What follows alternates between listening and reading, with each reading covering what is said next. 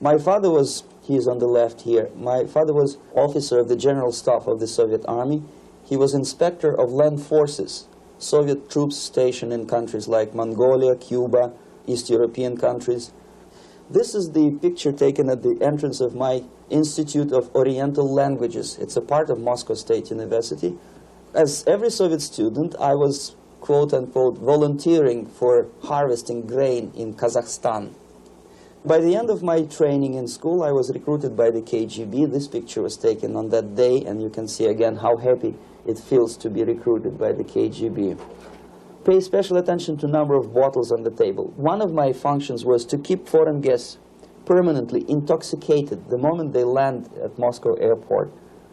In 1967, the KGB attached me to this magazine, Look magazine. A group of 12 people arrived to USSR from United States to cover the 50th anniversary of October Socialist Revolution in my country.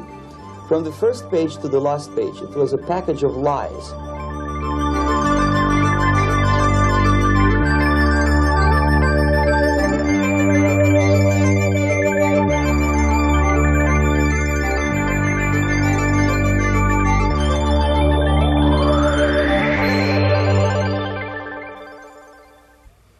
Our conversation is with Mr. Yuri Alexandrovich Bezmenov.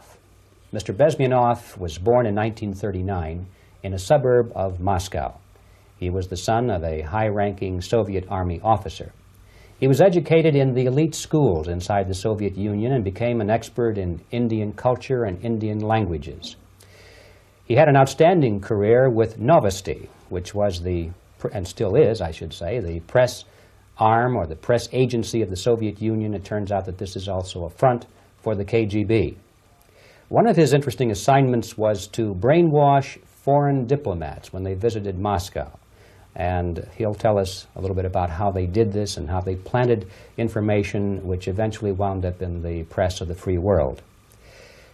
He escaped to the West in 1970 after becoming totally disgusted with the Soviet system, and he did this at great risk to his life. He certainly is one of the world's outstanding experts on the subject of Soviet propaganda and disinformation and active measures. Mr. Bezmenov, I'd like to begin by having you tell us a little bit about some of your childhood memories. Well, the most vivid memory of my childhood was Second World War, or to be more precise, the end of the Second World War, when all of a sudden United States, from a friendly nation, which helped us to defeat Nazism, turned overnight into a deadly enemy.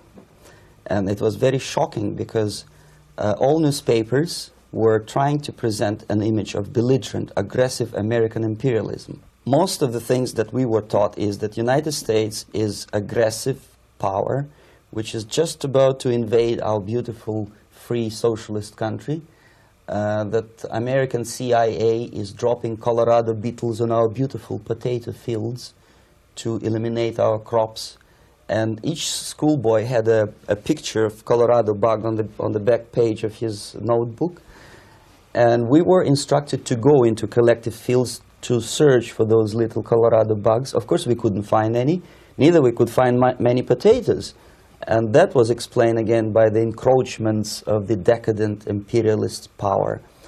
The anti-American paranoia, hysteria in the Soviet propaganda was to such of such a higher degree that many less skeptical people or less stubborn would really believe that the United States is just about to invade our beautiful motherland, and some secretly hope that it will come true. That's interesting. Yes. Well, getting back to life inside the Soviet Union or inside communist countries in general, in this country, at the university level primarily, we read and hear that the Soviet system is different from ours, but not that different, and that there is a convergence developing between all of the systems of the world, and that really it doesn't make an awful lot of difference what system you live under because you have corruption and dishonesty and tyranny and all that sort of thing. From your personal experience, what is the difference between life under communism and life in the United States?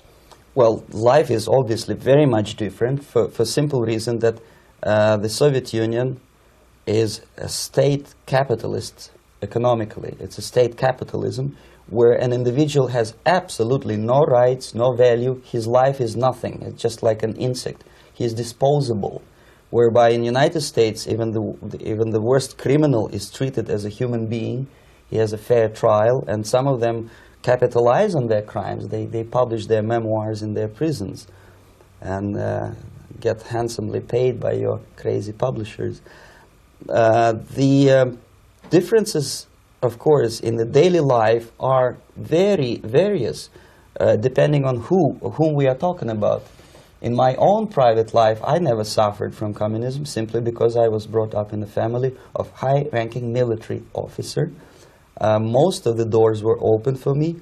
Most of my expenses were paid by the government, and I never had any troubles with the authorities or with the police.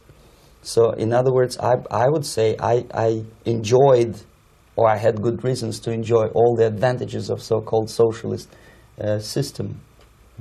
My main motivations to defect had nothing to do with affluence. It was mainly moral indignation, moral protest, rebellion against the inhuman methods of the Soviet system. Well, specifically, what did you object to? I objected, first of all, against oppression of my own dissidents and intellectuals.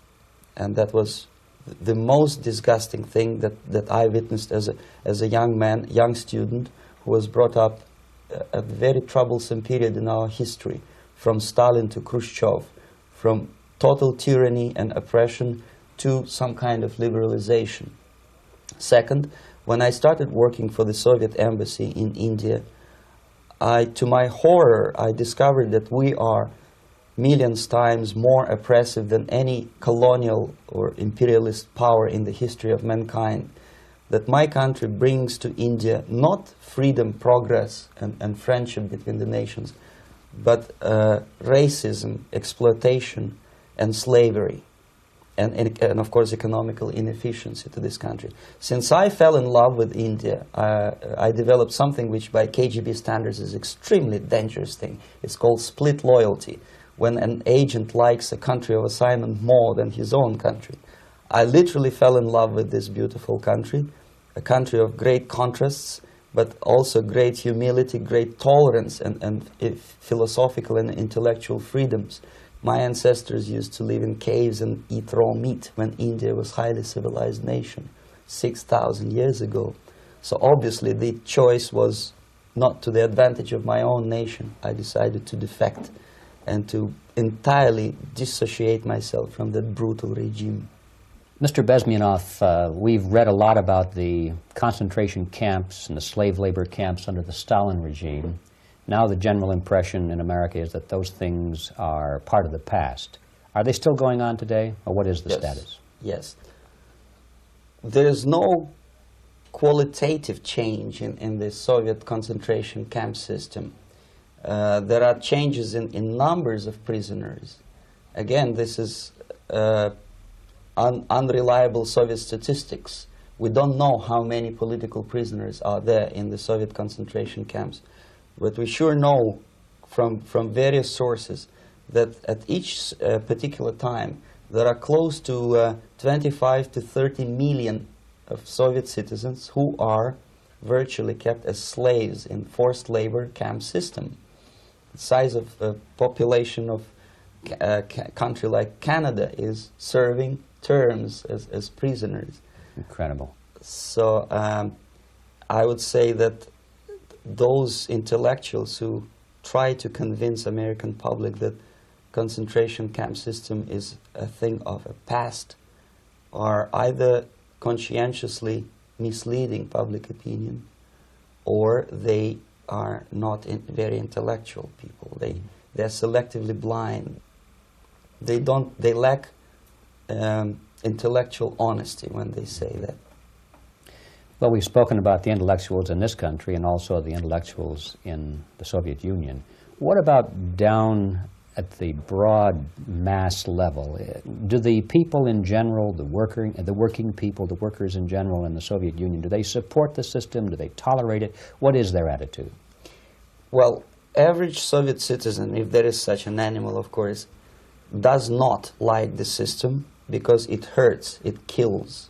He may not understand the reasons. He may not have enough information or educational background to understand.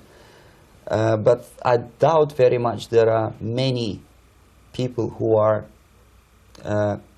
conscientiously supporting the Soviet system. There are not such people in USSR. Even those who have all the reasons to enjoy socialism, people like myself, who were a member of journalistic elite, they also hate the system for different reasons, though. Not because they lack material affluence, but because they are unfree to think, they are in constant fear, duplicity, split personality. And this is the greatest tragedy for my nation.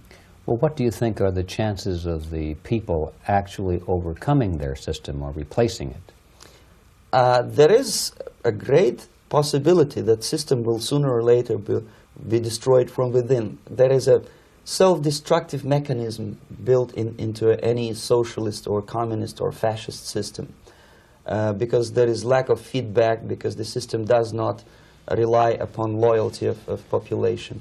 But until this Soviet junta is being supported by the Western so-called imperialists, that is, multinational companies, establishments, governments, and let's face it, intellectuals, so-called academia in the United States is famous for supporting the Soviet system. As long as the Soviet junta will keep on receiving credits, money, technology, grain deals, and political recognition from all these traitors of democracy or freedom, there is no hope, there is not much hope for changes in my country, and the system will not collapse by itself simply because it's being nourished by so-called American imperialism. This is the greatest paradox in history of mankind, when capitalist world supports and actively nourishes its own destroyer, destructor.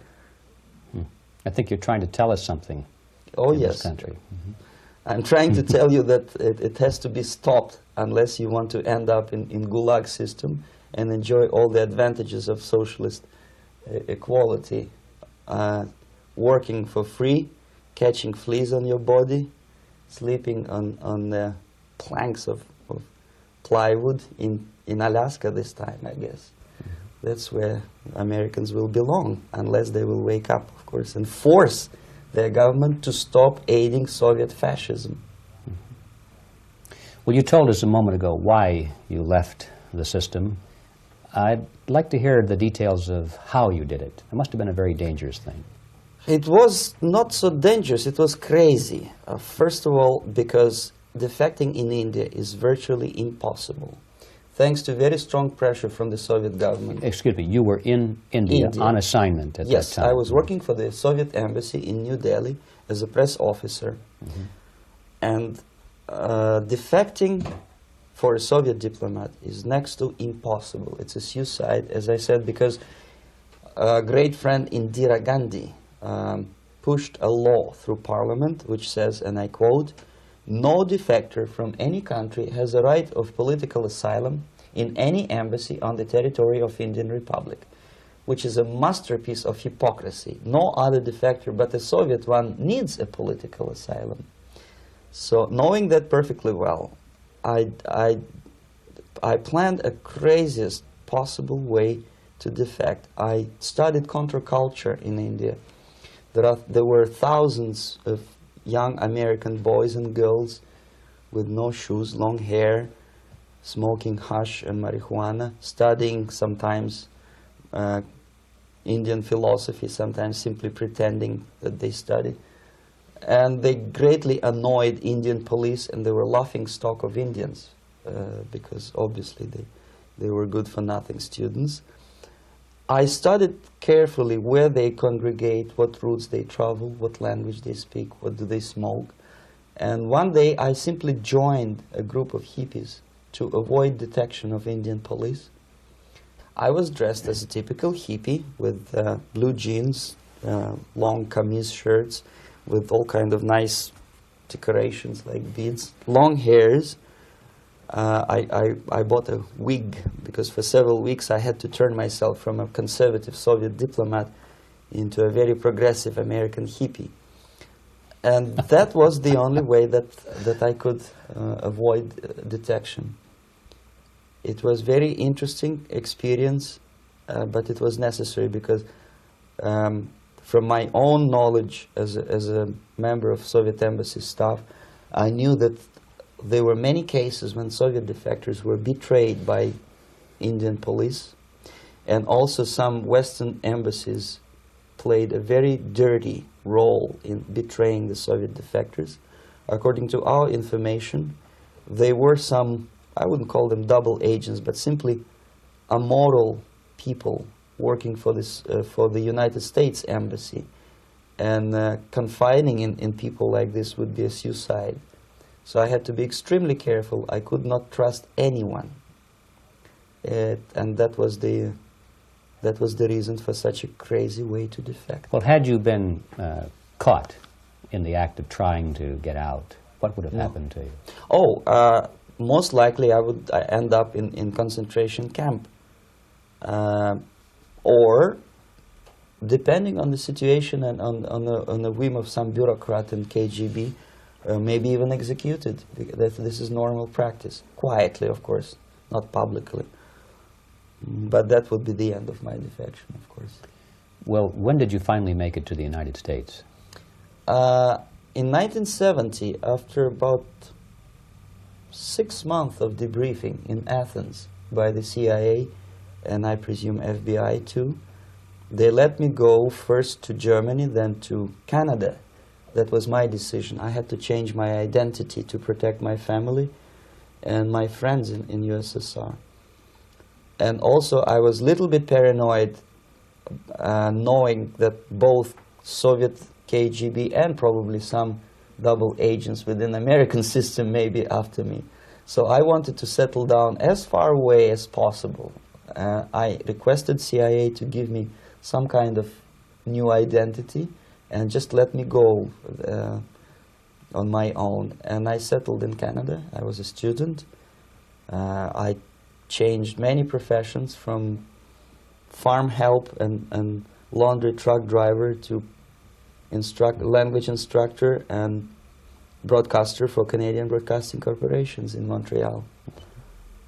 Well, have you had any threats on your life or any yes. unpleasant In about 5 years, KGB eventually discovered that I am working for Canadian Broadcasting. I made a very big mistake. I started working for overseas service of CBC, which is similar to Voice of America, in Russian language. And of course, monitoring service in USSR picked up every new voice. Every new announcer, they would make it a point to discover who he is. And in 5 years, sure enough, slowly but surely, they discovered that I am not Thomas Schumann, that I am Yuri Alexandrovich Bezmenov, and that I'm working for Canadian Broadcasting, and undermining beautiful détente between Canada and USSR. And the Soviet ambassador Alexander Yakovlev made it his personal effort to discredit me. He complained to Pierre Trudeau, who is known to be a little bit soft on socialism. And the management of CBC behaved in a very strange, cowardly way, unbecoming to representatives of an independent country like Canada. They listened to every suggestion that Soviet ambassador gave, and they started shameful investigation, analyzing content of my broadcasts to USSR. And sure enough, they discovered that some of my statements were probably would be offending to the Soviet Politburo. So I had to leave my job. And of course, subtle intimidations. They would say something like, please cross the street carefully because, you know, traffic is very heavy in Quebec. And fortunately, I know about the psychology and the logic of activity of the KGB, and I never allowed myself to be intimidated. This is the worst thing. This is what they expect a person, a defector, to be intimidated. Once they spot that you are scared, they keep on developing that line And then eventually you either have to give up entirely and work for them, or they neutralize you.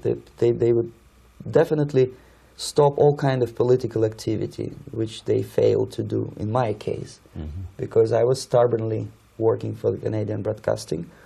And in response to their intimidations, I said that, look, this is a free country, and I am as free as you are. And I also can drive very fast. And gun control is not yet established in Canada, so I had a couple of good shotguns in my basement. So welcome to visit me someday with your Kalashnikov's machine guns. So obviously it didn't work. Intimidation didn't work. So they tried different approach, as I described. They approached on the highest level, on the level of Canadian bureaucracy.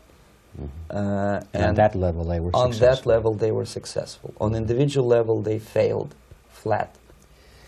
Mr. Bezmenov has brought a series of slides with him that he has taken from the Soviet Union, and I think this is a good time to take a look at the slides. Yes. Now, the viewers will be able to see these slides as we talk about them. Yes, this is a collection of slides which are, some of them are snapshots from my family album, some of them are documents which I smuggled from the Soviet embassy, and some are reproductions from local mass media. I usually show them to establish my credibility as a defector. This is a picture of my native town, Mytishi, about 20 miles north from Moscow.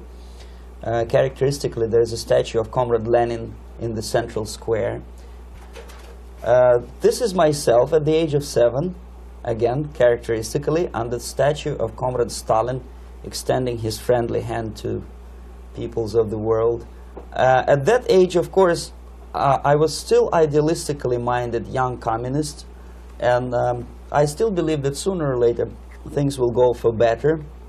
But I realized that the system stinks, that something is fishy, and that ideology is fake.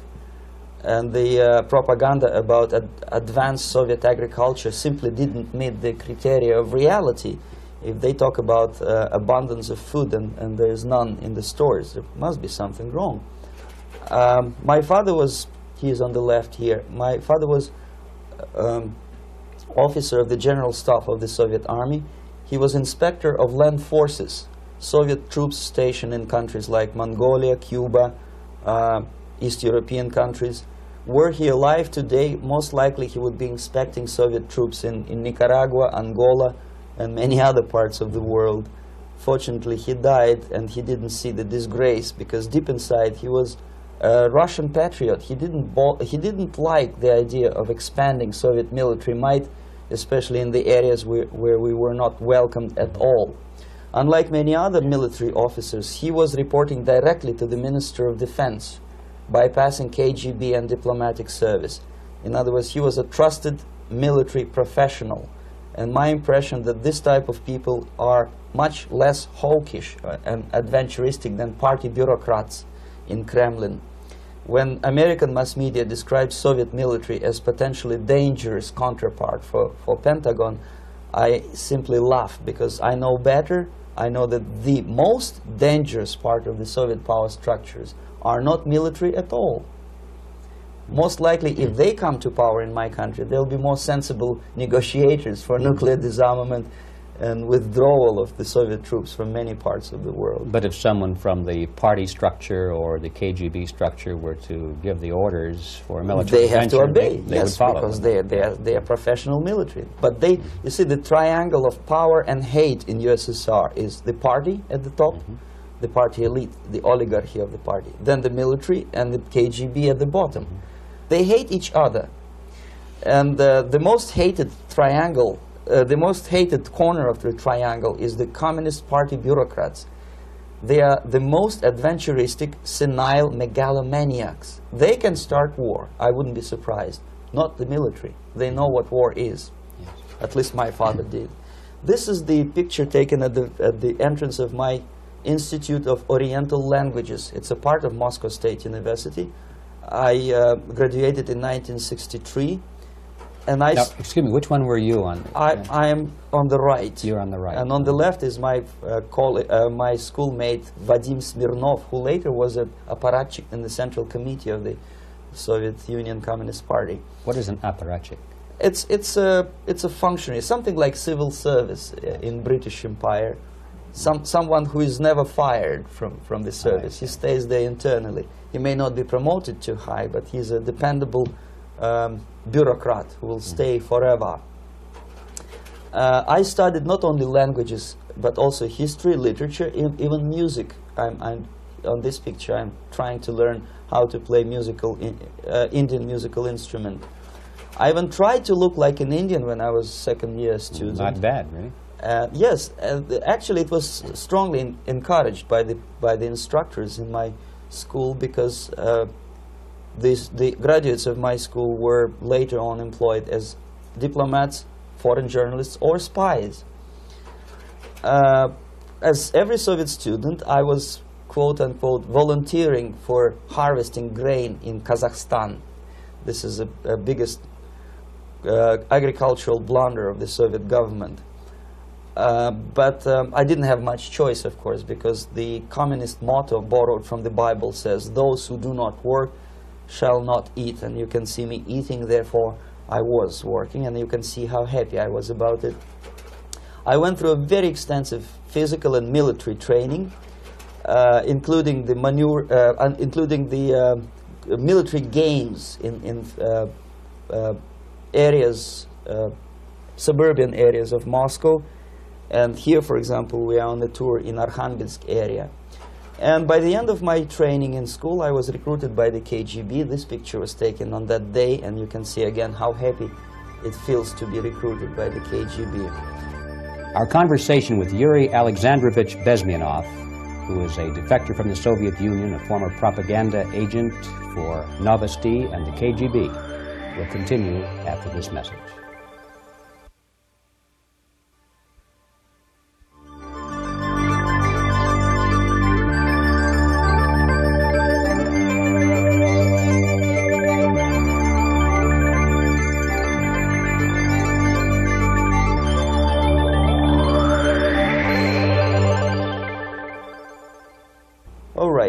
As every student in USSR, I went through very extensive physical and military training and civil defense training too. Unlike in the United States, where civil defense is virtually non-existent, zero. In USSR, every student, whatever his major subject, has to go through very extensive 4-year military and civil defense training. You can see me here with a group of students during one of the war games near Moscow.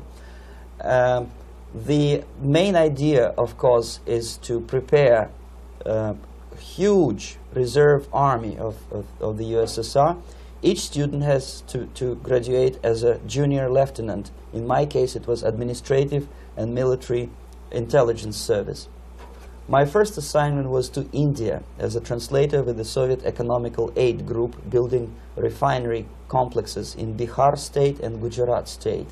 At that time, I was still naively, idealistically believing that what I was doing contributes to the understanding and cooperation between the nations. It took me quite a number of years to realize that what we were bringing to India was a new type of colonialism, 1,000 times more oppressive and exploitative than any colonialism or imperialism in history of mankind. But at that time, I was still hoping that, well, maybe it's not that bad, could be worse, and things may go for better. And I even tried to implement the beautiful Marxist motto, proletarians of all the countries unite. I tried to unite with a nice Indian girl, and I was fascinated by Indian culture, by the family life in this country. But obviously, Communist Party had different plans for my genes, so I had to marry this beautiful Russian girl. In the span of my career, I married 3 times. Most of these marriages were marriages of convenience, on advice from the Department of Personnel.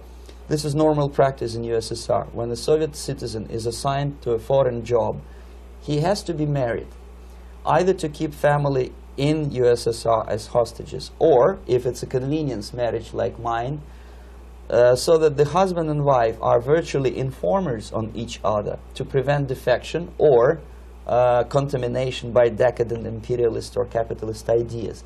In my case, I hated that girl so much that the moment I landed in Moscow, we were divorced, and I married later, second time. By the end of my first assignment in India, I was promoted to the position of public relation officer. You can see me here translating a speech by a Soviet boss. And you're on the right. I'm on the right here, yes. And it was, the occasion was commissioning of the refinery complex in Bihar, Barauni. Back in Moscow, I was immediately recruited by Novosti Press Agency, which is a propaganda and ideological subversion front for the KGB. 75% of the members of the Novosti are commissioned officers of the KGB. The other 25 are, like myself, co-opted agents who are assigned to specific operations. In this particular case, you can see me talking to students of Lumumba Friendship University in Moscow. This is a huge school under the direct control of the KGB and Central Committee, where future leaders of the so-called national liberation movements are being educated and selected carefully. And some of them have absolutely, this, for example, is a group of students from Lumumba. They don't look like students at all. They look more like military, and that's exactly what they were. They were dispatched back to their countries to be leaders of the so-called national liberation movements, or to be translated into normal human language, leaders of international terrorist groups. Another area of activity when I was working for the Novosti was to accompany groups of so-called progressive intellectuals, writers, journalists, publishers, teachers, professors of colleges. You can see me here in Kremlin. I'm second on the left, with a group of Pakistani and Indian intellectuals. Most of them pretended they don't understand that we are actually working on behalf of the Soviet government and the KGB. They pretended that they are actually being guests, VIP intellectuals, that they are treated according to their merits and their intellectual abilities. For us, they were just a bunch of political prostitutes to be taken advantage for various propaganda operations.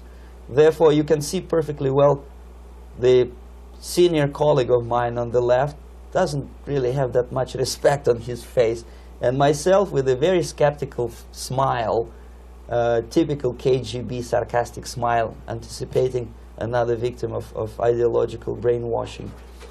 This is how a typical conference in Novosti headquarters in Moscow looked like. Sitting in the middle is Boris Burkov, the then director of Novosti Press Agency, high-ranking party bureaucrat in the Department of Propaganda. I am standing next to a famous Indian poet, Sumitranandan Pant. He was famous because he was an author. He was the author of a famous poem titled Rhapsody to Lenin. That's why he was invited to USSR, and everything was paid by the Soviet government. Pay special attention to number of bottles on the table. This is one of the ways to kill the awareness or curiosity of foreign journalists. One of my functions was to keep foreign guests permanently intoxicated the moment they land at Moscow airport. I had to take them to the VIP lounge and toast to friendship and understanding between the nations of the world. Glass of vodka, then a second glass of vodka. And in no time, my guests would be feeling very happy. They would see everything in kind of pink, nice color. And that's the way I had to keep them permanently for the next 15 or 20 days. At a certain point in time, I had to withdraw alcohol from them so that some of them, who are the most recruitable, would feel a little bit shaky, guilty, trying to remember what they were talking last night. That's the time to approach them with all kind of nonsense, such as joint communique or statement for Soviet propaganda. That's the time they are the most flexible.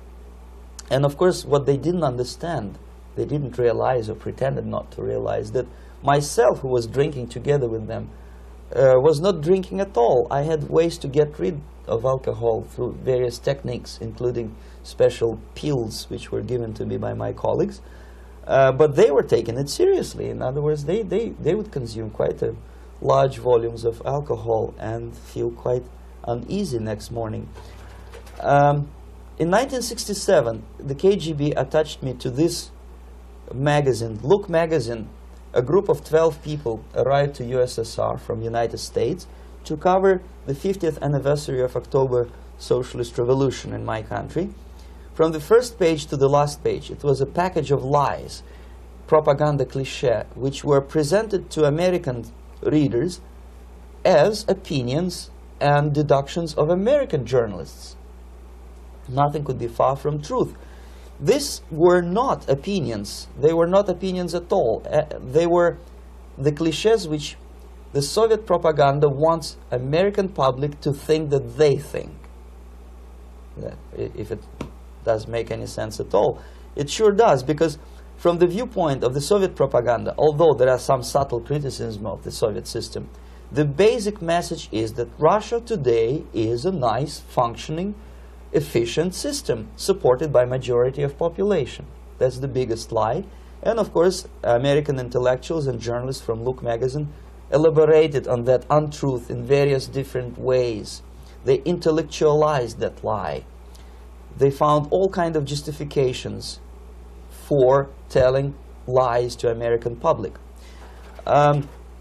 Excuse me, it was partly your job to make sure that they got these ideas, yes, and accepted them as their own ideas. Right. Actually, even before they arrived to USSR, and they paid astronomical sum of money for that visit, they were submitted, this Novosti Press Agency developed so-called backgrounders, 20-25 pages of information and opinions which were presented to the journalists even before they bought their tickets to Moscow. They had to analyze the situation, and judging on their reaction to that backgrounder, the local Novosti representative or local Soviet diplomat in Washington, D.C. would assess whether they be given visa to USSR or not. So but they were selected ahead of time. Oh yes, they were pre-selected very carefully, and there is not much chance for honest journalists to arrive to USSR and to stay there for 1 year and to bring this package of lies back home. This, for example, is a centerfold of the Look magazine. They presented this monument erected by Communist Party in Stalingrad as the symbol, personification of Russian military might. And they said in the article, which is published on the site, that Soviets are very proud of the victory in the Second World War. This is another big myth, a lie. No sensible people would be proud to lose 20 millions of their countrymen in a war which was started by Genoese Hitler and Comrade Stalin and paid by American multinationals. Most of the Soviet citizens look at this type of monuments with disgust and sorrow, because every family lost father, brother, sister, or child in the Second World War. Yet American journalists who were trying to appease, to please their hosts, presented this picture on the centerfold as the symbol and personification of Soviet national, they call it Russian national spirit. And it was greatest misconception and a very tragic misunderstanding. Of course, Look magazine was not distributed in USSR. The main audience was in United States. But I presume that many Americans, millions of Americans who were reading Look magazine at that time, had absolutely wrong idea about the sentiments of my nation, about what the Soviets are proud of and what they hate. This is a group, you see the same lady with the sword in Stalingrad. This is the group of journalists. Myself is in the center with the same devilish smile. And Mr. Philip Harrington is on the extreme left there with his camera.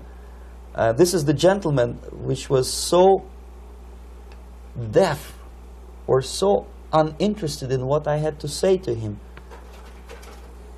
This is the same picture, a blow-up of the same picture. Many guests from various countries, in this particular case from Asia and Africa, were taken by me as a Novosti Press Agency employee for a tour across Siberia, for example. We would show them typical kindergarten, you see, nothing special by American standards, just nice children sitting, eating their breakfast or lunch. What they could not understand, or they pretended not to understand, that this is an exemplary kindergarten. This is not the kindergarten for average person or average family in USSR. And we maintain that illusion in their minds.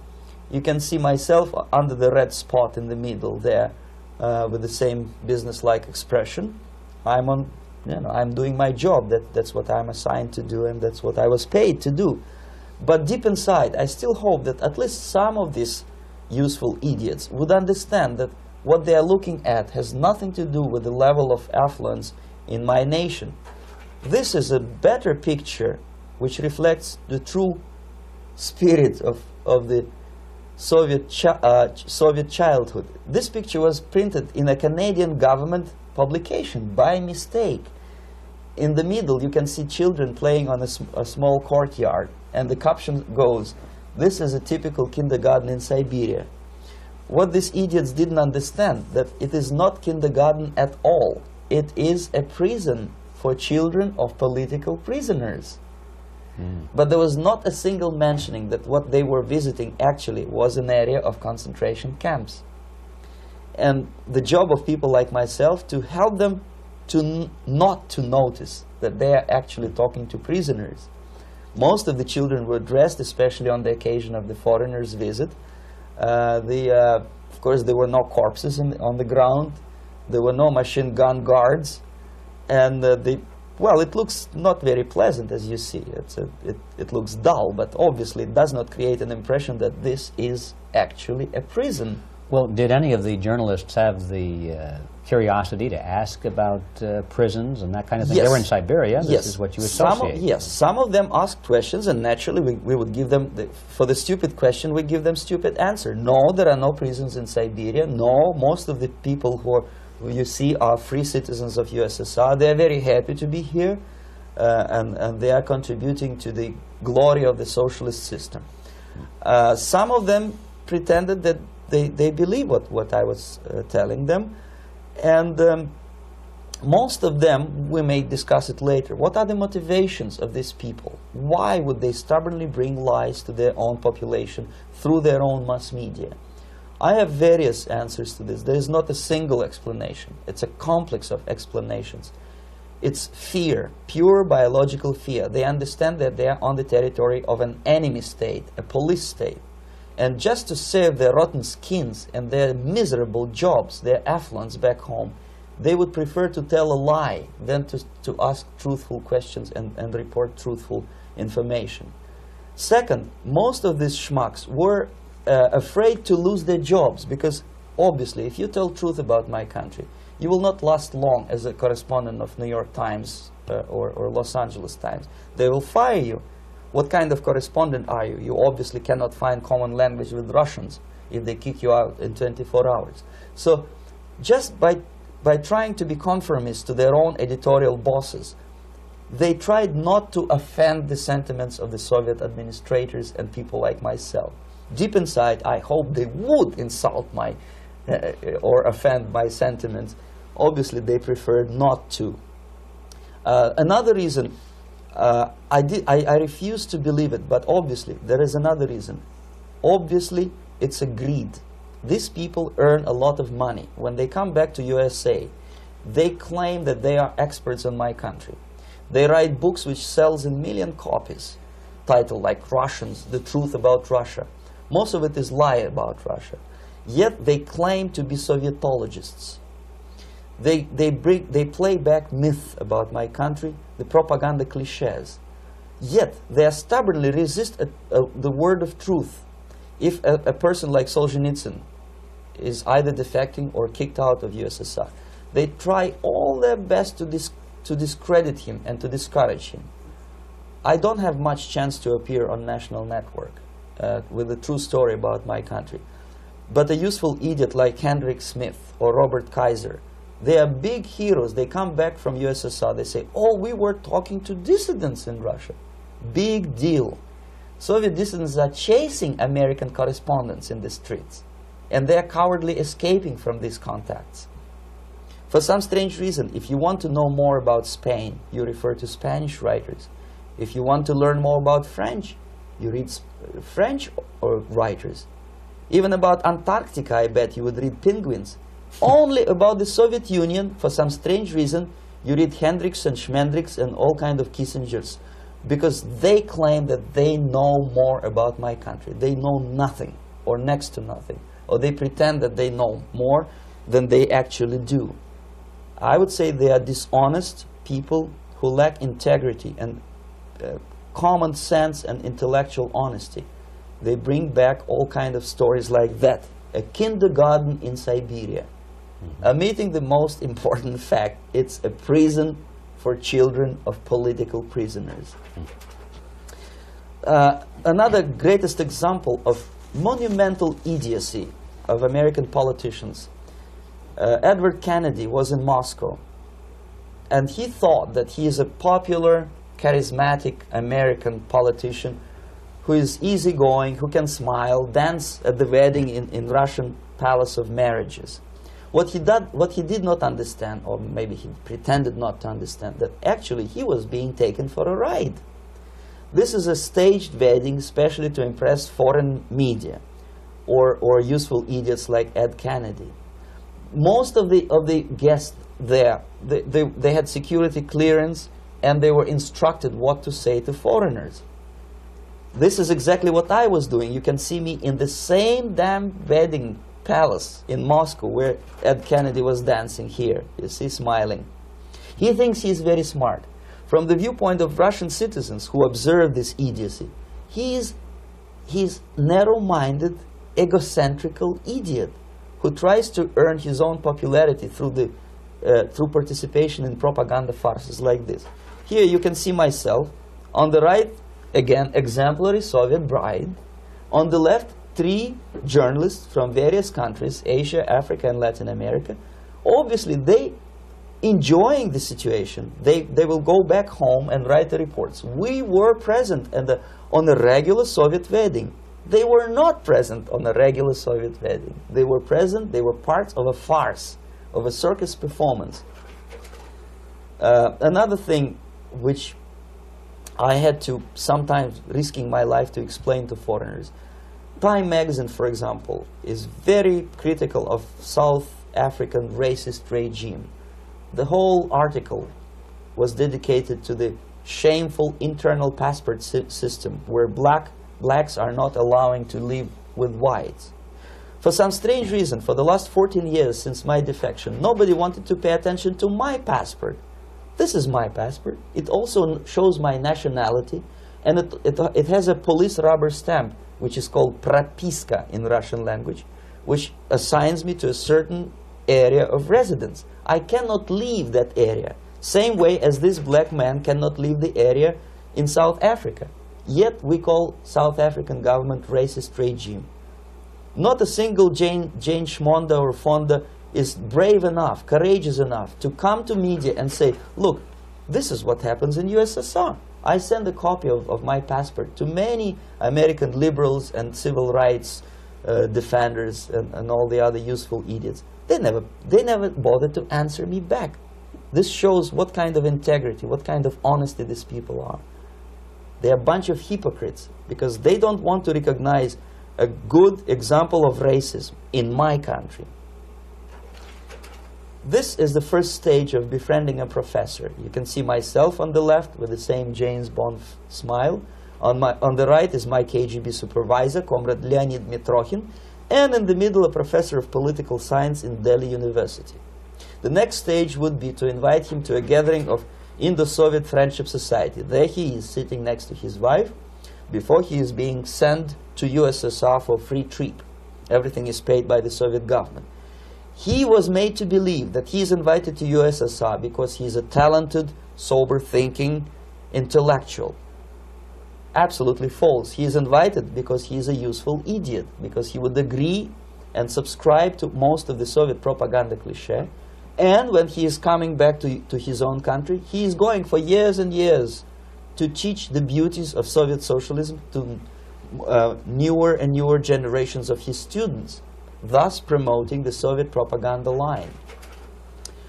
the KGB was even curious about this gentleman. It may look innocent. Maharishi Mahesh Yogi, a great spiritual leader, or maybe a great charlatan and crook, depending on from which side you're looking at him. Beatles were trained at his ashram in Hardwar in India how to meditate. Mia Farrow and other useful idiots from Hollywood visited his school, and they returned back to United States absolutely zonked out of their minds with marijuana, hashish, and crazy ideas of meditation. To meditate, in other words, to isolate oneself from the current social and political issues of your own country. To get into your own bubble, to forget about troubles of the world. Obviously, KGB was very fascinated with such a beautiful school, such a brainwashing center for stupid Americans. I was dispatched by the KGB to check what kind of VIP Americans attend this school. That's you on the left. Yes, I'm on the left. I was trying to get enrolled in that school. Unfortunately, the Maharishi Mahesh Yogi asked too much. He wanted $500 American for enrollment. But my function was not actually to get enrolled in the school. My function was to discover what kind of people from United States attend this school. And we discovered that, yes, there are some influential members of family, public opinion makers of United States, who come back with the crazy stories about Indian philosophy. Indians themselves look upon them as idiots, useful idiots. To say nothing about KGB, who looked at them as extremely naive, misguided people. Obviously, a VIP, say a wife of a congressman, or a prominent Hollywood personality, after being trained in that school, is much more instrumental in the hands of manipulators of public opinion and KGB than a normal person who understands, who looks through this type of fake religious training. Why would they be more susceptible to manipulation? I just mentioned that because, you see, a person who is too much involved in introspective meditation. You see, if you carefully look what Maharishi Mahesh Yogi is teaching to Americans, is that most of the problems, most of the burning issues of today can be solved simply by meditating. Don't rock the boat. Don't get involved. Just sit down, look at your navel, and meditate. And the things, due to some strange logic, due to cosmic vibration, will settle down by themselves. This is exactly what the KGB and Marxist-Leninist propaganda wants from Americans, to distract their opinion, attention, and mental energy from real issues of the United States into a non-issues, into a non-world, non-existent harmony. Obviously, it's more beneficial for the Soviet aggressors to have a bunch of duped Americans than Americans who are self-conscious, healthy, physically fit, and alert to the reality. Maharishi Mahesh Yogi obviously is not on the payroll of the KGB. But whether he knows it or not, he contributes greatly to demoralization of American society. And he's not the only one. There are hundreds of those gurus who come to your country to capitalize on naivete and stupidity of Americans. It's a fashion. It's a fashion to meditate. It's a fashion not to be involved. So obviously, you can see that if KGB were that curious, if they paid my trip to Hardwar, if they assigned me to that strange job, obviously they were very much fascinated. They were convinced that that type of brainwashing is very efficient and instrumental in demoralization of the United States. Our conversation with Yuri Alexandrovich Bezmenov, who is a defector from the Soviet Union, a former propaganda agent for Novosti and the KGB, will continue after this message.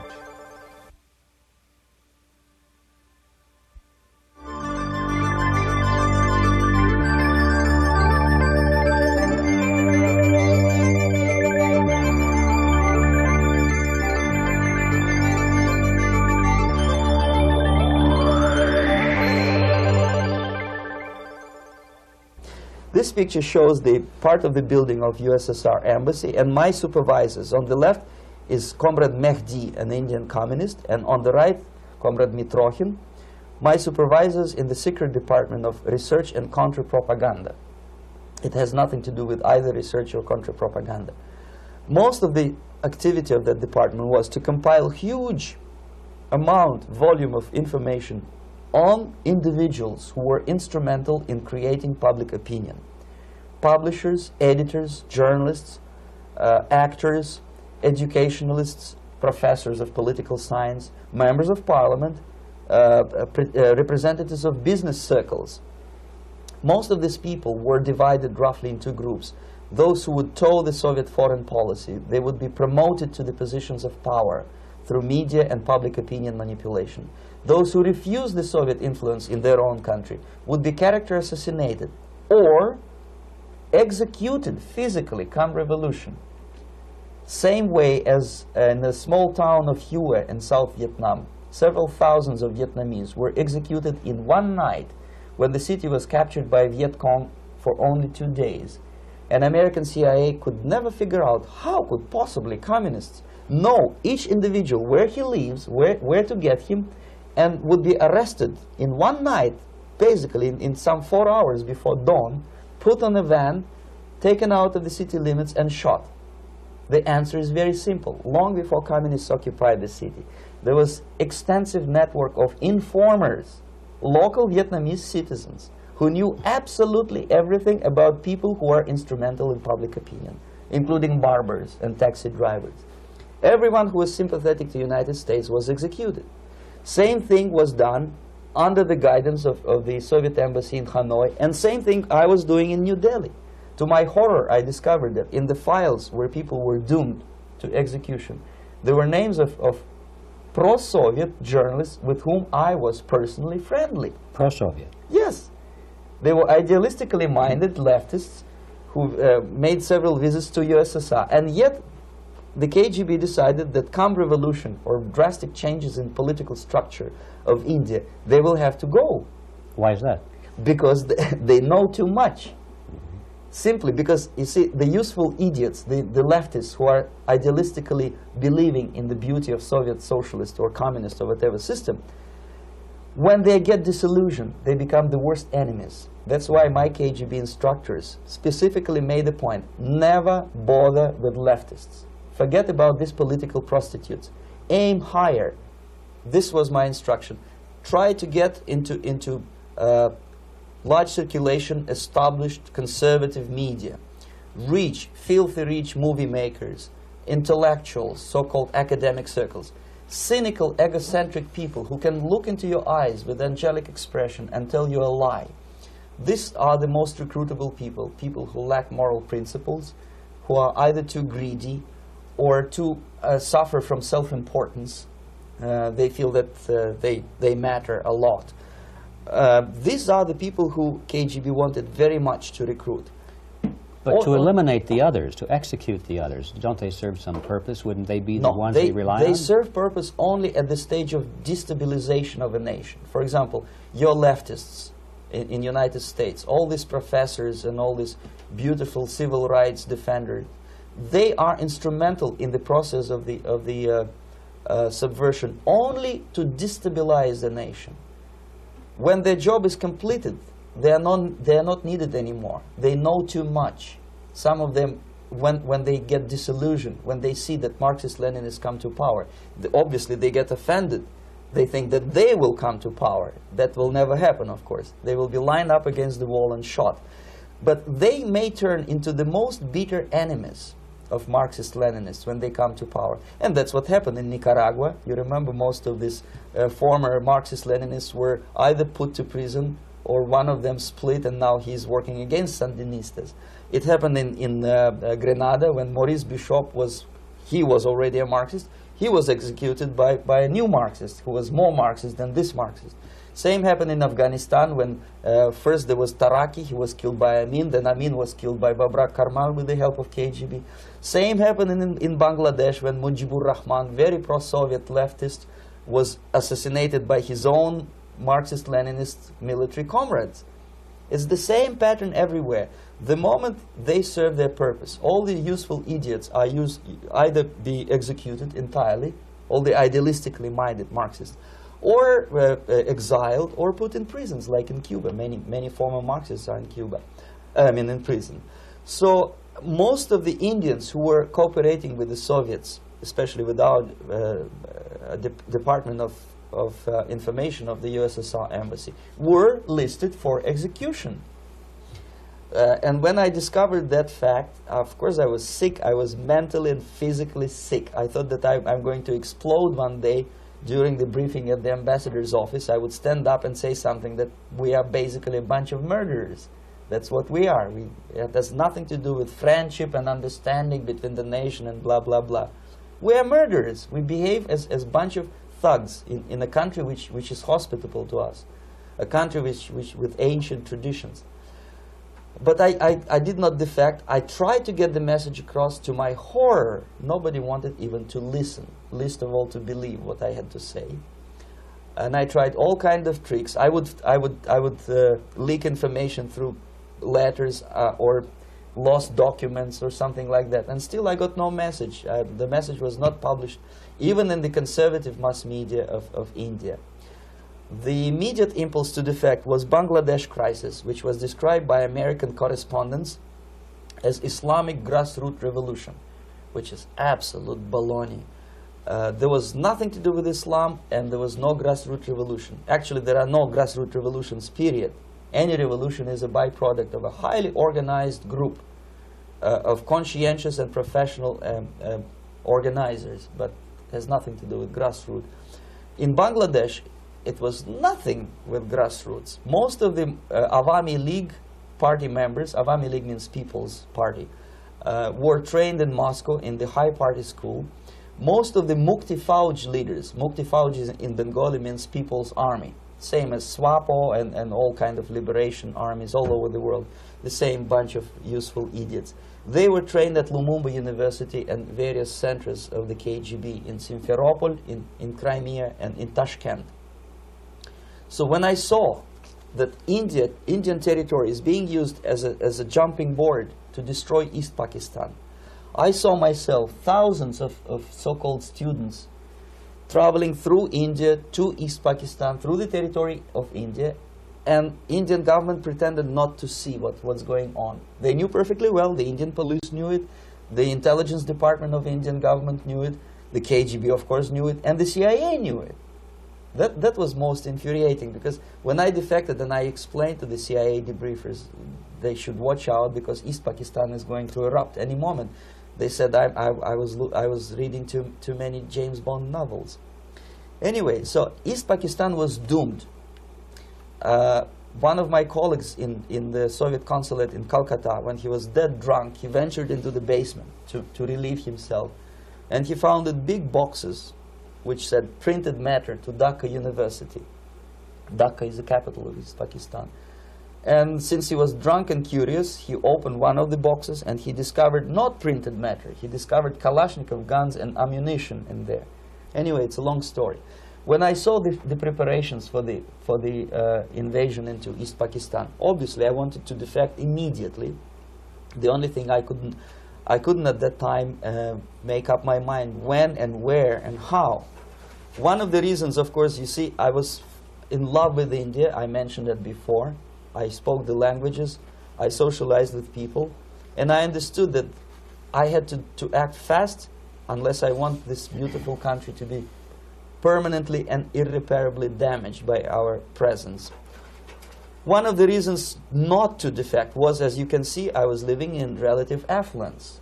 Who the hell in a normal mind would defect and do what? To be abused by your media, to be called McCarthyist and fascist and paranoid, or to drive a taxi in New York City? What for? What the hell for should I defect?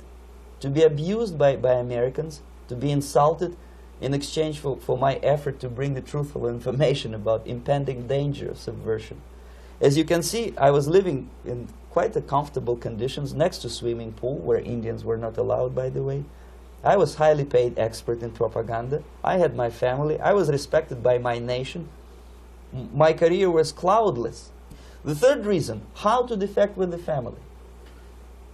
To defect with the baby and the wife would be virtual suicide, because according to law, that hypocritical law which I quoted before, the Indian police will have to hand me over back to the KGB, and that will be the end of my defection and probably my life.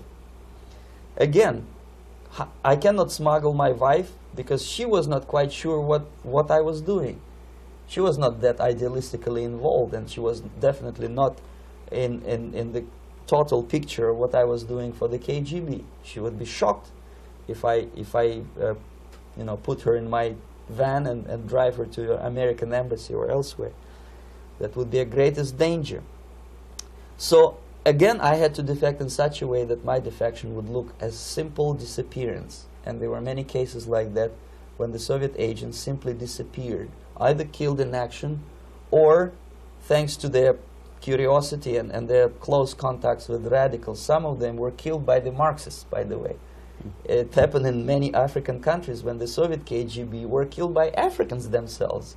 Not because they hated Marxism-Leninism, but because they were simply trigger-happy bunch of unruly characters. If you give them a machine gun, they will shoot. And some of the Soviets obviously were not careful enough to protect themselves, and they got into embarrassing situations when they were shot at the crossfire between factions of so-called liberation movements. Anyway, so I decided, as I said, to study the counterculture. I decided this probably would be the best way to disappear. I socialized with characters like this. On the left, you see, he's a barefoot American hippie. It took me quite a long time to study exactly what they were doing and how to mix with them. But eventually I did it. Most of Indian newspapers carried my picture and promise of 2,000 rupees for information about my whereabouts. But they were looking for the wrong person, because they obviously tried to stop a young Soviet diplomat in white shirt and tie, and this is how I looked at the time of defection. Nobody could possibly think that a Soviet diplomat would be as crazy as to join a bunch of hippies. That's you. Yes, travel India and smoke hash. So I made it literally almost like a Hollywood-style detective story. From under the nose of the KGB in Bombay airport, I landed the plane and I flew to Greece, where I was debriefed by the CIA. That's basically that's all for my slides. We can turn off the projector, and that's very interesting. Well, you spoke several times before about ideological subversion. That is a phrase that I'm afraid some Americans don't fully understand. When the Soviets use the phrase ideological subversion, what do they mean by it? Ideological subversion is the process which is legitimate, overt, and open. You can see it with your own eyes. All you have to do, all American mass media has to do, is to unplug their bananas from their ears, open up their eyes, and they can see it. There is no mystery. There is nothing to do with espionage. I know that espionage intelligence gathering looks more romantic. It sells more deodorants through the advertising, probably. That's why your Hollywood producers are so crazy about James Bond type of thrillers. But in reality, the main emphasis of the KGB is not in the area of intelligence at all. According to my opinion and opinion of many defectors of my caliber, only about 15% of time, money, and manpower is spent on espionage as such. The other 85% is a slow process which we call either ideological subversion or active measures, активные мероприятия in the language of the KGB, or psychological warfare. What it basically means is to change the perception of reality of every American to such an extent that despite of the abundance of information, no one is able to come to sensible conclusions in the interests of defending themselves, their families, their community, and their country. It's a great brainwashing process which goes very slow, and it's divided in 4 basic stages. The first one being demoralization. It takes from 15 to 20 years to demoralize a nation. Why that many years? Because this is the minimum number of years which requires to educate one generation of students in the country of your enemy, exposed to the ideology of the enemy. In other words, Marxism-Leninism ideology is being pumped into the soft heads of at least 3 generations of American students without being challenged or counterbalanced by the basic values of Americanism, American patriotism. The result you can see. Most of the people who graduated in the 60s, dropouts or half-baked intellectuals, are now occupying the positions of power in the government, civil service, business, mass media, educational system. You are stuck with them. You cannot get rid of them. They are contaminated. They are programmed to think and react to certain stimuli in a certain pattern. You cannot change their mind, even if you expose them to authentic information, even if you prove that white is white and black is black. You still cannot change the basic perception and the logic of behavior. In other words, these people, the process of demoralization is complete and irreversible. To get rid society of these people, you need another 20 or 15 years to educate a new generation of patriotically minded and common sense people who would be acting in favor and in the interests of the United States society. And yet these people who've been programmed and, as you say, in place and Yes. who are favorable to an opening with the Soviet concept, these are the very people who would be marked for extermination in this country? Most of them, yes. Simply because the psychological shock when they will see in future what the beautiful society of equality and social justice means in practice, obviously they will revolt. They will be very unhappy, frustrated people. And the Marxist-Leninist regime does not tolerate these people. Obviously they will join the links of dissenters, dissidents. Unlike in present United States, there will be no place for dissent in future Marxist-Leninist America. Here you can get popular like Daniel Ellsberg and filthy rich like Jane Fonda for being dissident, for criticizing your Pentagon. In future, these people will be simply squashed like cockroaches. Nobody is going to pay them nothing for their beautiful, noble ideas of equality. This they don't understand, and it will be a greatest shock for them, of course. The demoralization process in the United States is basically completed already. For the last 25 years, actually it's overfulfilled, because demoralization now reaches such areas where previously not even Comrade Andropov and all his experts would even dream of such a tremendous success. Most of it is done by Americans to Americans, thanks to lack of moral standards. As I mentioned before, exposure to true information does not matter anymore. A person who was demoralized is unable to assess true information. The facts tell nothing to him. Even if I shower him with information, with authentic proof, with documents, with pictures, even if I take him by force to the Soviet Union and show him concentration camp, he will refuse to believe it until he is going to receive a kick in his fat bottom. When a military boot crashes his balls, then he will understand, but not before that. That's the tragic of the situation of demoralization.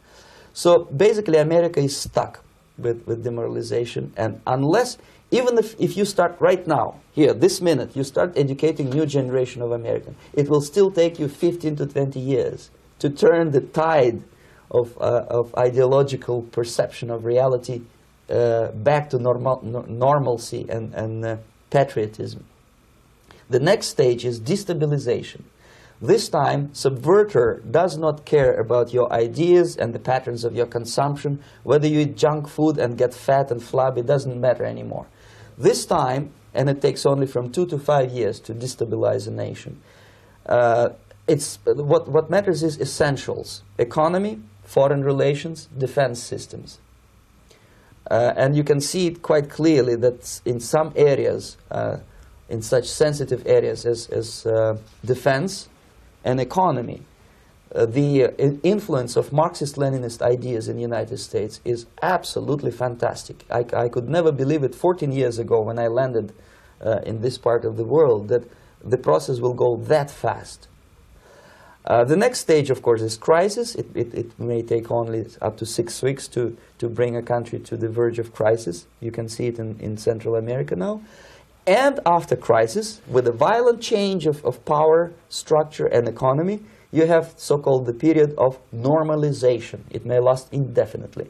Normalization is a cynical expression borrowed from Soviet propaganda. When the Soviet tanks moved into Czechoslovakia in '68, Comrade Brezhnev said, "Now the situation in brotherly Czechoslovakia is normalized." This is what will happen in the United States if you allow all these schmucks to bring the country to crisis, to promise people all kind of goodies and the paradise on earth, to destabilize your economy, to eliminate the principle of free market competition, and to put a big brother government in Washington, D.C., with benevolent dictators like Walter Mondale, who will promise lots of things, never mind whether the promises are fulfillable or not. He will go to Moscow to kiss the bottoms of new generation of Soviet assassins, never mind. He will create false illusions that the situation is under control. Situation is not under control. Situation is disgustingly out of control. Most of the American politicians, media, and educational system trains another generation of people who think they are living at a peacetime. False. United States is in the state of war, undeclared total war against the basic principles and the foundations of this system. And the initiator of this war is not Comrade Andropov, of course. It's the system. However ridiculous it may sound, the world communist system or the world communist conspiracy, whether I scare some people or not, I don't give a hoot. If you are not scared by now, nothing can scare you.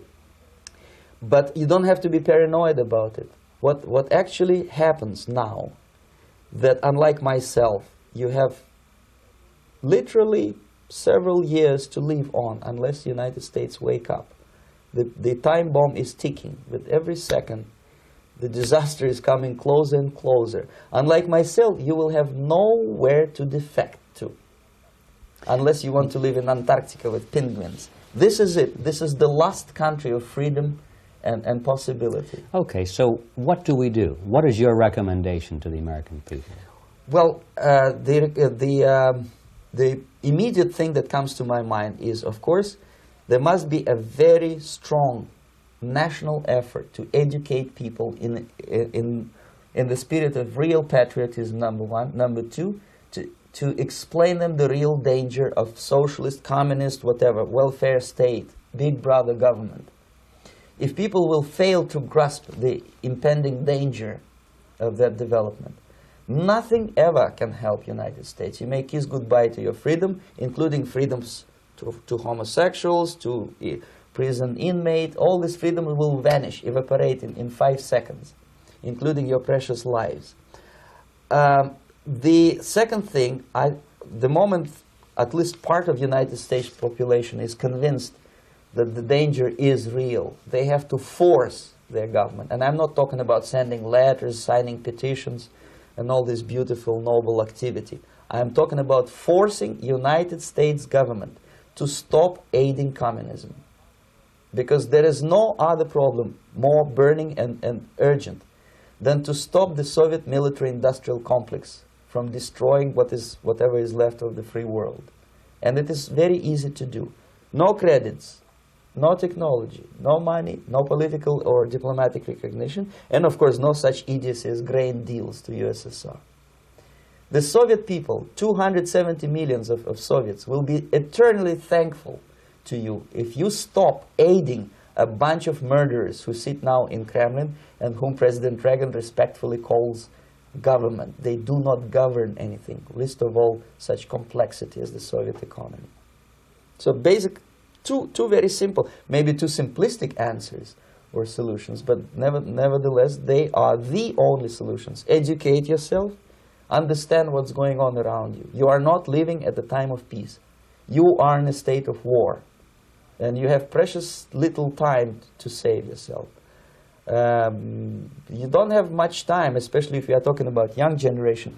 There's not much time left for convulsions and sexual masturbation to the beautiful disco music. Very soon it will go, just overnight. If we are talking about capitalists or wealthy businessmen, I think they are selling the rope on which they will hang very soon. If they don't stop, if they cannot curb their unsettled desire for profit, and if they keep on trading with the monster of the Soviet communism, they are going to hang very soon. And they will pray to be killed, but unfortunately they will be sent to Alaska probably to manage industry of slaves. It's simplistic. I know it sounds unpleasant. I know Americans don't like to listen to things which are unpleasant. But I have defected not to tell you the stories about such idiocies as microfilm, James Bond type espionage. This is garbage. You don't need any espionage anymore. I have come to talk about survival. It's a question of survival of this system. You may ask me, what is it in for me? Survival, obviously, because unlike, as I said, I am now in your boat. If we sing together, we'll sing beautifully together. There is no other place on this planet to defect to.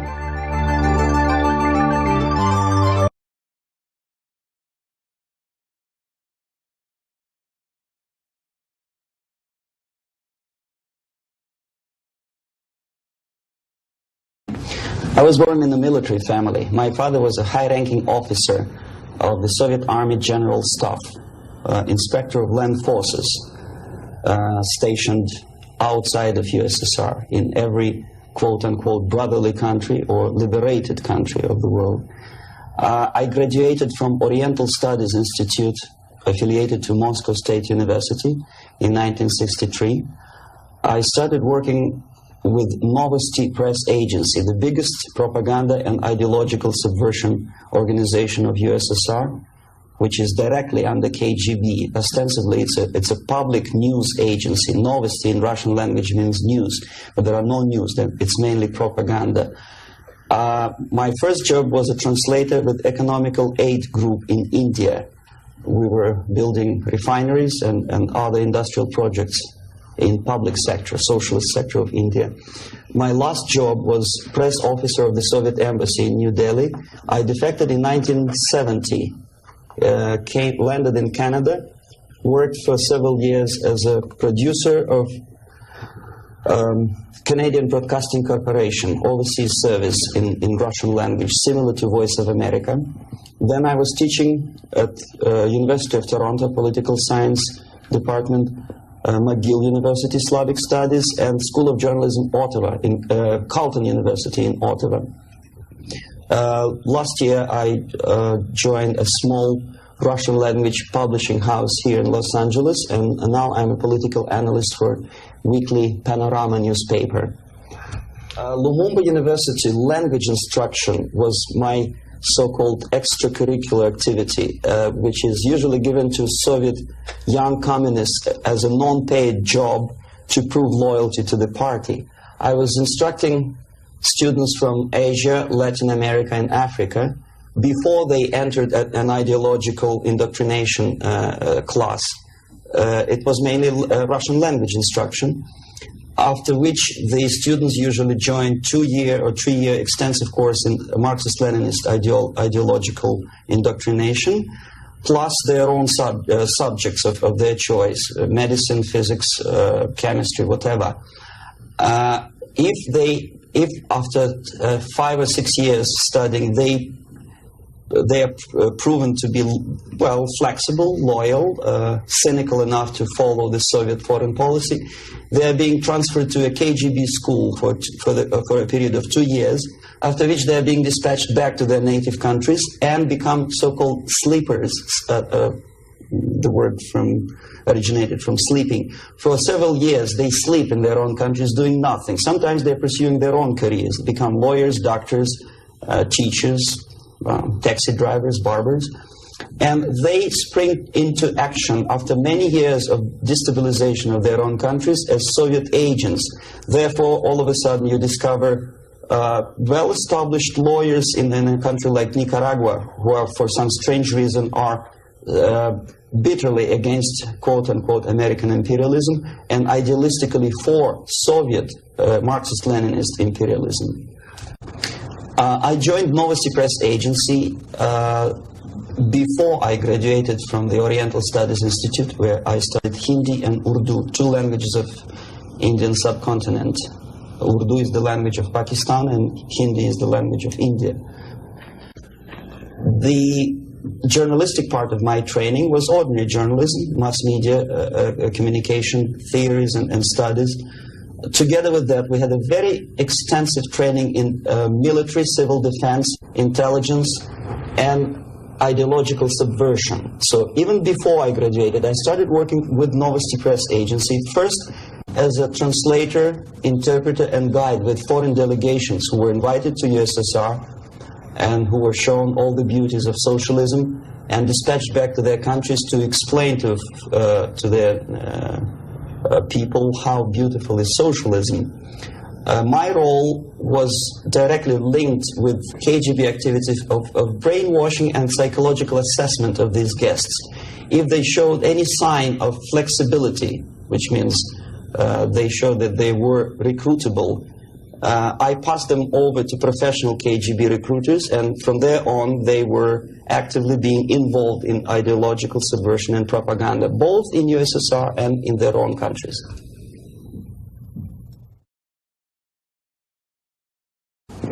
Well, decision of course was very painful and difficult.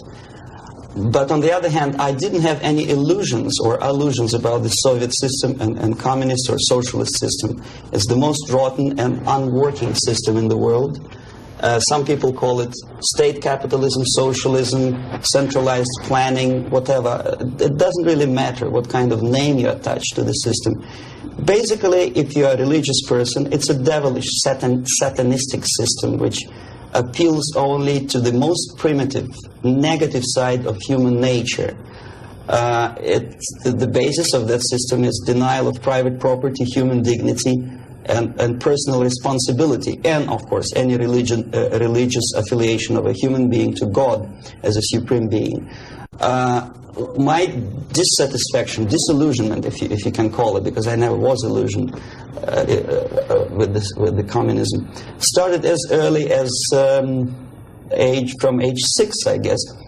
The first shock was after the Second World War, when most of the children of my age understood that United States is the friend with whom together Soviet people defeated Nazism, German fascism, all of a sudden turned into an enemy. And all of a sudden the propaganda turned 180 degrees around, and we were brainwashed in the spirit of hatred to everything which is American. But how could you explain to a child of 6 years old who owes his survival to American spam, condensed milk, egg powder, and things which you probably people never remember because nobody eats them these days, spam meat, you know what I'm talking about?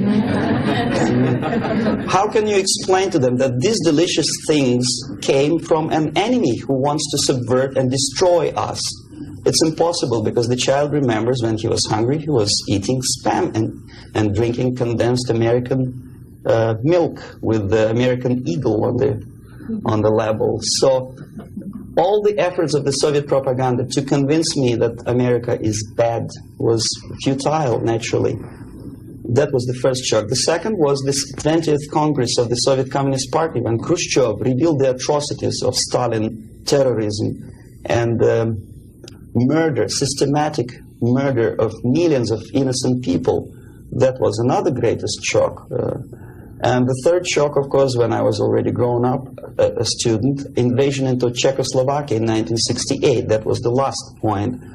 And when I was in India, acting as a Soviet official, a Soviet diplomat, I understood that sooner or later I have to defect and to explain what exactly I was doing in India. I fell in love with that country because at that time this country didn't do any harm to any neighbors, least of all to the Soviet Union. And yet we did so much harm to that country that I decided to defect and explain it, first to Indians, then to American politicians, intelligence communities, and media. Unfortunately, I didn't have much success because my stories were treated with a great skepticism. I was called paranoid, McCarthyist, fascist, Cold War maniac, and other names which I don't want to mention here. And it took me quite a number of years to understand that I'm talking to people who are trying to prevent average American from knowing the truth about communism. The basic methods are not that much different from activities of any public relation officer from any big company. Say Coca-Cola, I bet they have their own department of public relations and press relations. But the ultimate goal, the ultimate purpose is different. If Coca-Cola wants to make profit and to sell more Coca-Cola to nations of the world, the Soviet Union, the ultimate purpose of the Soviet system is not to sell anything, least of all ideology, is to destroy the civilization on which the affluence and freedom based, and replace it with a system of total control over life of human beings, the system of total exploitation. That's the ultimate purpose. My specific measures, which I was forced to do, unwillingly of course, but I had to do them just to promote myself further and further, is bribery, corruption, befriending politicians, members of parliament, influential scholars, members of civil service, businessmen. In other words, anyone who has anything to do with shaping of public opinion in the interests of the Soviet foreign policy. That would include a long process which sometimes is unnoticeable to an average person. It's a long-term process which is called ideological subversion. It's unnoticeable as movement of a small hand of a clock. You know it's going around, but even if you watch it intensely, you don't see the movement. The eventual result is befriending these people and trying to get them involved in the activity in the interests of the Soviet foreign policy.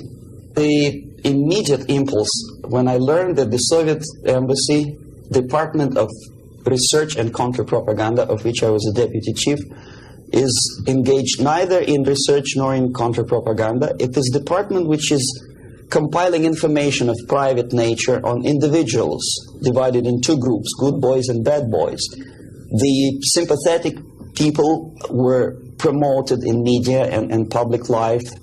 The people who were opposed to the Soviet foreign policy were blackwashed, blackmailed, and destroyed, first morally and sometimes physically too. Understanding of what I was doing came to me when I looked through a press release of United States Information Service describing an incident in a South Vietnamese city of Hue, captured by communists from Hanoi for 48 hours. Then it was recaptured by United States and South Vietnamese armies, and to their horror they discovered that within 2 nights the communists could manage to round up more than 15,000 people and execute them. Most of these people were either sympathetic to the United States or to the Western culture, or directly involved in activities supporting United States President in South Vietnam, agents of CIA naturally, even barbers because they know too much. They were executed, and United States intelligence couldn't figure out how could they possibly do it in such short period of time. Later on they discovered, they found out from several defectors that long before communists occupied that city, there was an extensive omnipresent network of informers who knew exactly the addresses, the names, the whereabouts of each individual who was later executed. When I turned to my own files, I discovered that basically that information exists in my department. So it doesn't take much intelligence to understand what I was doing in India. I was compiling information. Comes revolution, these people would be executed. Indirectly, I was involved in a criminal activity, in mass murder. I decided to defect and explain it to Americans, and the response I already described. I was called a paranoid. But I decided to defect and try nevertheless.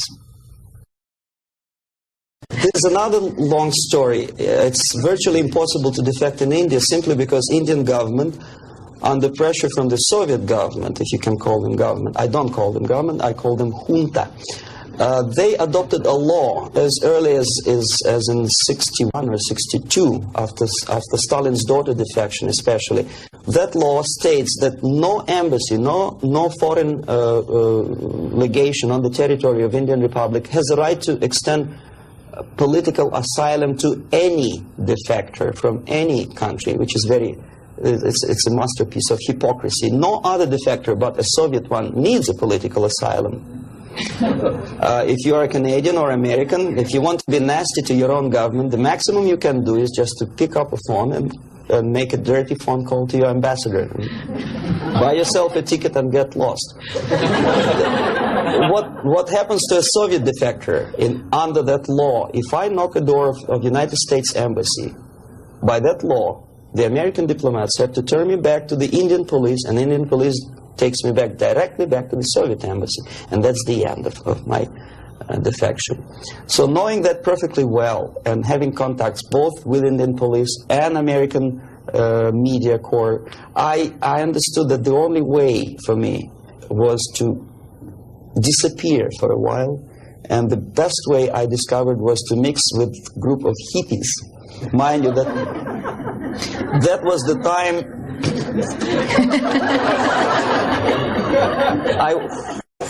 I was 13 years younger, so I looked slightly different, of course. I studied so-called counterculture in India. Sometimes good, sincere young people who wanted to study Oriental mysticism and culture and religion. But most of them were simply easygoing individuals who were delighted with exotic life and the easiness with which they can purchase hashish and other drugs in India. And sometimes they traveled Indian subcontinent without any identification papers. So the best way to escape detection was to mix with the group of hippies and travel in India until the campaign in the media and in the police search will subside. All the newspapers in India carried my picture and announcement of the police that anyone coming forward with information about my whereabouts would receive 5,000 or 2,000 rupees. Knowing that perfectly well, I just walked India barefoot with beads and blue jeans, smoking hash and enjoying life. Until I found sympathetic journalists who smuggled me from India to Greece. Mind you, that was a military dictatorship at that time. Then only I approached American CIA, and they helped me to land in Canada as a legit, ordinary immigrant. So now I'm a Canadian citizen, as you can see from my patriotic tie.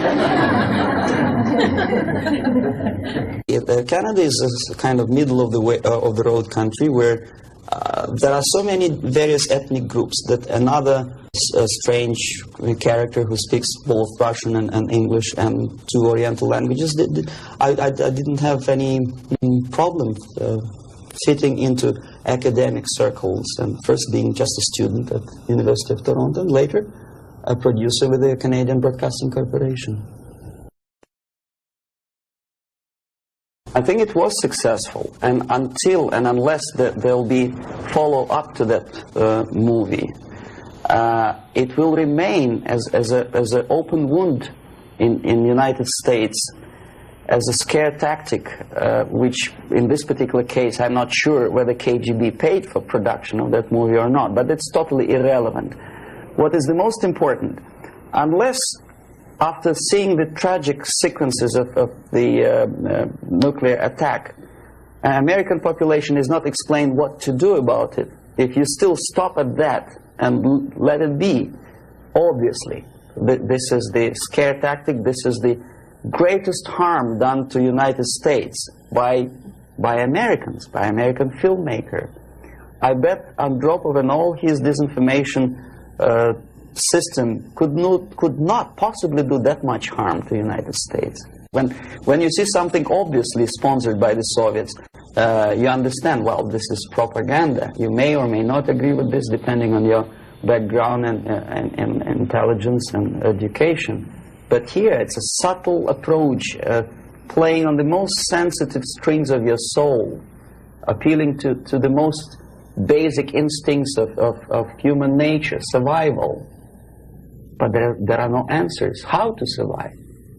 Well, obviously, disarmament is not the answer, simply because some people naively expect Andropov to blush out of shame and reduce the number of warheads. It doesn't happen this way. We are facing unresponsive, irresponsible group of people for whom nuclear war is not a theory, it's a practice, and the military strategy of the Soviet Union is designed to do nuclear war and to survive and possibly to win. I started my military training when I was 6 or 7 years old, when I entered secondary school. And I graduated in '63 after almost 15 years of continuous training as a junior lieutenant of reserve of the Soviet Army. And psychologically, every Soviet citizen is well prepared for war, nuclear war. And technically, he is equipped with facilities and the knowledge how to use it in case of war or natural disaster. Doesn't matter. Survival tactics and survival methods are taught extensively in various manners. They are exposed to documentary movies about nuclear war. They know the technical data of radiation or contamination of air and land. They know the organizational patterns of civil defense to such an extent that even if there is no nuclear attack, even if there is a conventional warfare, each individual at a certain time knows exactly where to go, what to do, where is the shelter, whom to call by telephone, which is not the case, unfortunately, in the United States. I think if a bomb, ordinary bomb, maybe a stink bomb is dropped in the middle of Los Angeles, most of the people will not die of atomic radiation. They will die of panic. They will run, and the traffic jams and the panic will kill more people than anything else. And where do they go? Is there any literature about how to protect an individual? Is the medical first aid treatment? It's not taught to kids in American colleges, unfortunately. For example, there's obvious tension in the world. Television newscasts inform American family about happenings in East and West Germany.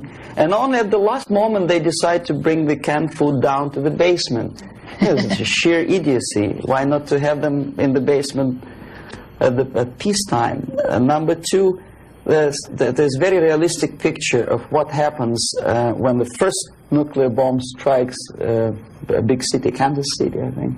And people start, a big panoramic picture shows almost an anthill when people are disoriented totally.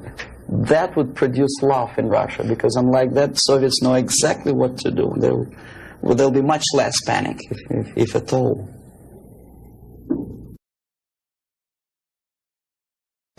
I know about infiltration of KGB into peace movement probably as much as an average American who reads newspapers systematically.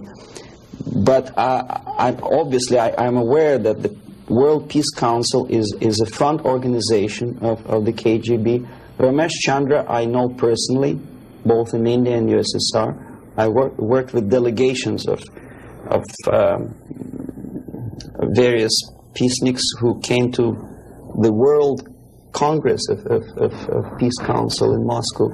I think it was in 1961 or 62.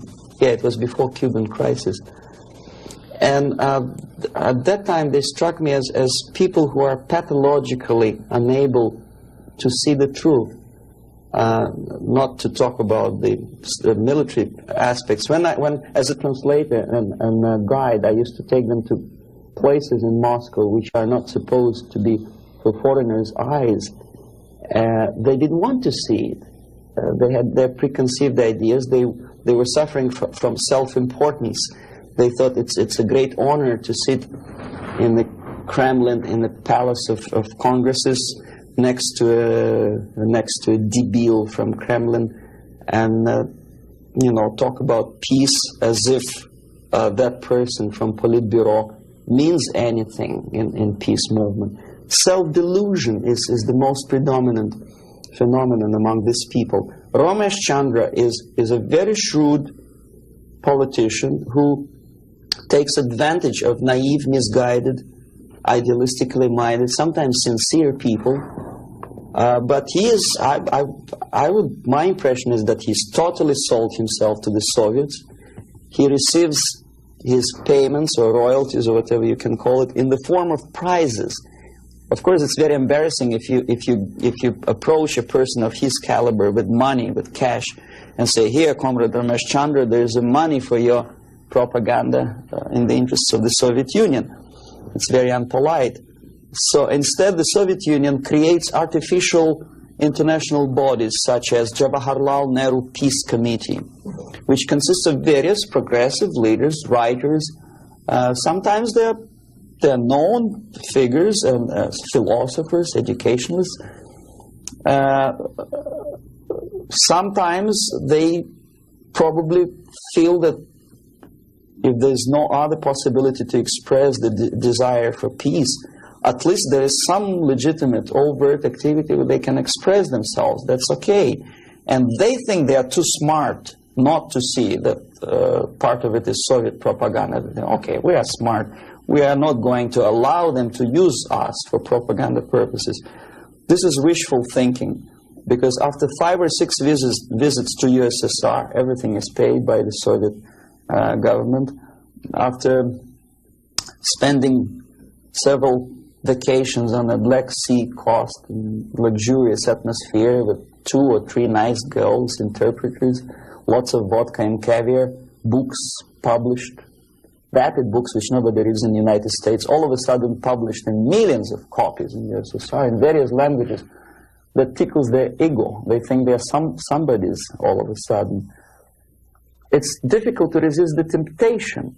Ramesh Chandra is exactly that type of personality. He was approached at a very early stage, and he didn't have willpower and moral principles to resist the temptation, to resist the approach. And by now he's just a pawn in the game, high-ranking pawn. And if he is dismissed or dies natural death, there will be another, the line of people who would like to take his place. Yes, KGB takes very active part in the peace movement, and if these people were sincere as they say they are, they would start demonstrating in Kremlin, or I mean in Red Square, not in Washington, D.C., or in the Central Park in New York, or in Los Angeles. But they don't have courage, they don't have guts to go to Russia and protest against the nuclear armament of the Soviet Union. Therefore, I agree that they are misguided, but I think they are cowards. They are unprincipled, dishonest people. And there's no justification that they are misguided or poorly informed. It's their fault that they're poorly informed. There's enough information, there's enough possibility. In case of United States citizens, there's enough freedom to do what their consciousness should tell them to do. Go to Russia and protest against armament. It doesn't take much courage to take part in demonstration in Los Angeles. But if you're really genuinely concerned about peace, tell it to Brezhnev, tell it to Andropov, and we'll see how courageous and sincere you are. They don't do it. Well, the greatest strength, I think, is the basic principle of American democracy, common sense, and the value of the principles of private property and respect to human dignity and individual rights. The weakness is the permissiveness and lack of moral stamina, which if you are a religious person, could be interpreted as probably alienation from religion, alienation from God. Thinking too much in materialistic terms, thinking in short span of time for pragmatic advantages, disregarding the perspective of civilization. Some philosopher, I forget his name, I was a bad student in Moscow, said that the level of civilization is in direct proportion to the time span that human being thinks in future, for future.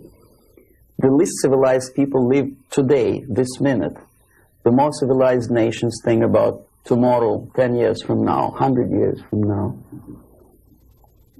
Well, this is one of the definitions of... Unfortunately, Americans are made to think in shorter and shorter time span terms. This is the greatest weakness. So therefore, enjoy life and make love, not war. I think that willpower and revitalization of traditional moral values and principles is the most desirable thing now, today. The sooner the better.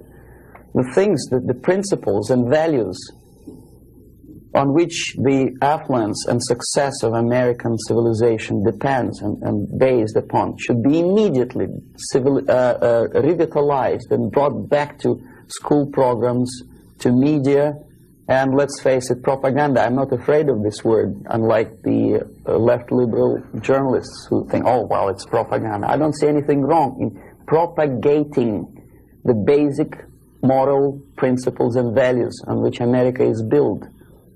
Willpower, faith, unshakable faith that this country, this civilization is right and the enemy is wrong. No amount or no number of nuclear warheads and no size of the army will help United States to survive, whether there's nuclear war or conventional warfare. Vietnam proved very clearly that with all the technology, with all the supersonic bombers and napalm and whatnot, electronic gadgets and cold beer and Coca-Cola, you cannot defeat an enemy unless you are fighting and have faith in the righteousness of your fight. So that's the most urgent thing, I think. Wake up and convince yourself that you are on the right side. There should not be no neutralism or objectivity. Or objectivity is good when you are discussing philosophical concepts. In today's world, if you are neutral, you are already an enemy of your own country. You have to actively take part of your country, your side. One of the reasons of my defection is that I took side. I was decided to take part, to take choice, to make my own personal choice. For some strange reason today it's very fashionable, it's considered to be an intellectual chic, not to take sides. Academic media, academic circles, Hollywood stars, politicians, they think it's very fashionable, it's intellectual to be non-allied, non-committed, neutral. It's not intellectual, it's suicidal.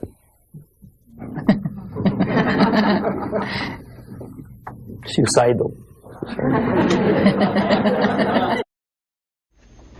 Okay, I'll start with a short explanation. I'm going to show you some slides now.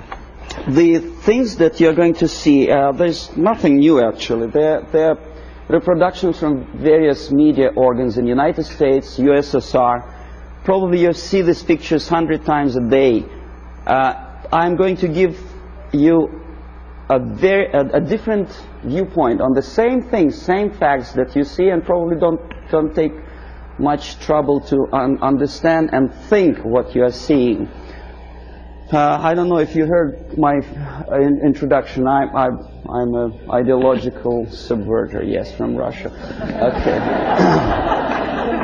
Okay, it's the idea of showing the slides to you is just to provoke questions in your mind, and later on, if you still have patience with me, I will explain how exactly the system of ideological indoctrination and subversion works.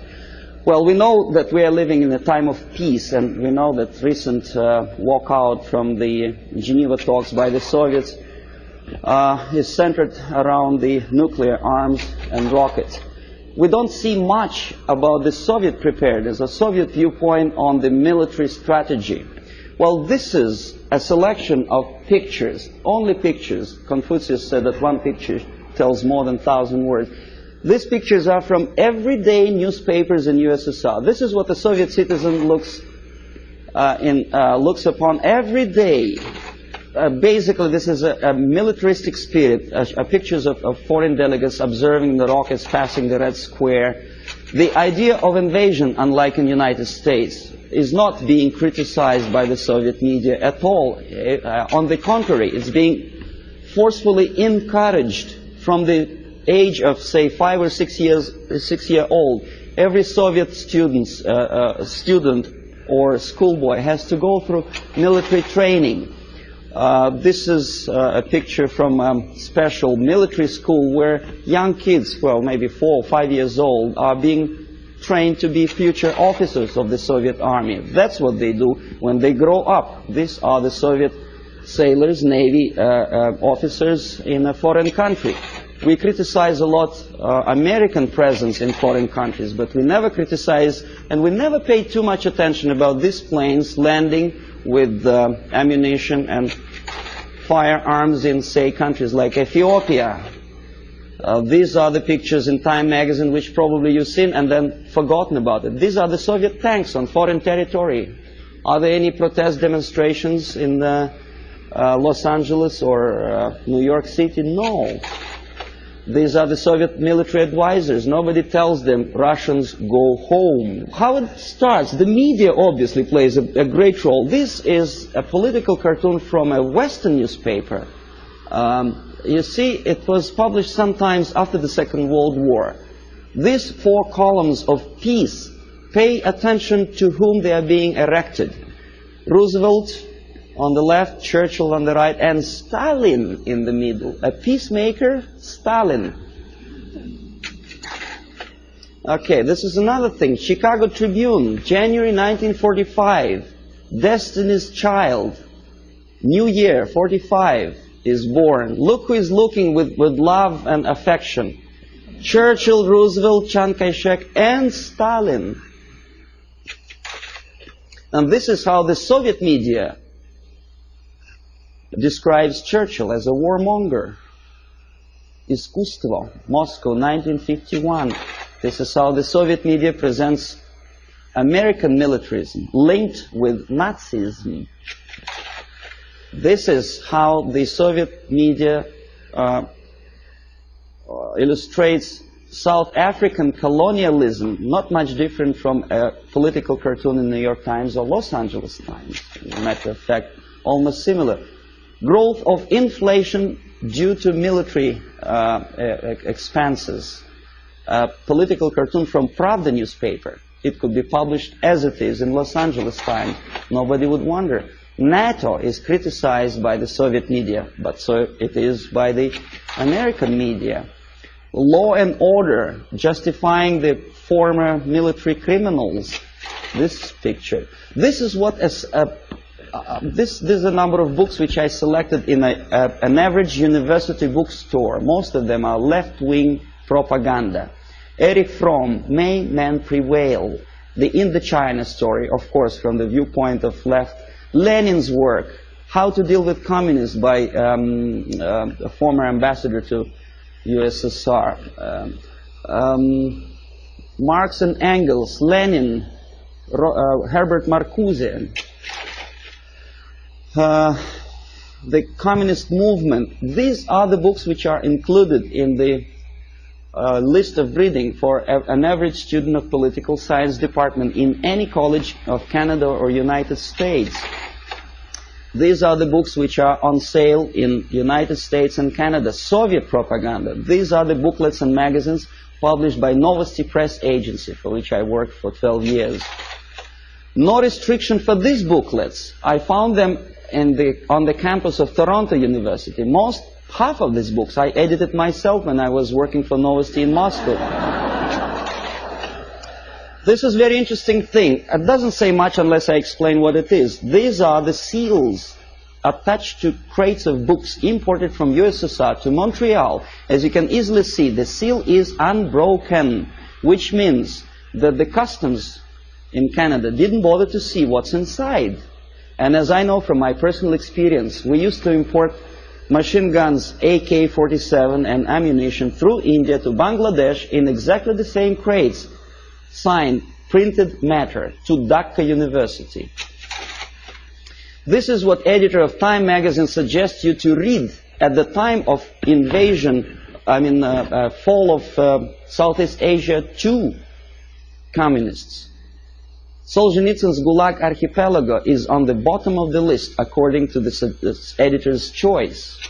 Why on bottom of the list? These are the books which are never included in the list of compulsory reading to in any university or college in the United States or Canada. Look what the student is missing. The Death of Stalin, Childhood in Prison, Ferment in Ukraine, Russian Secret Service, The Great Terror.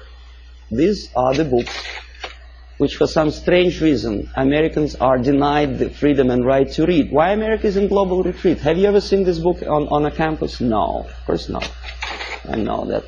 Anthony Sutton, National Suicide. Have you ever had a chance to read that book? Oh, you had? Well, good.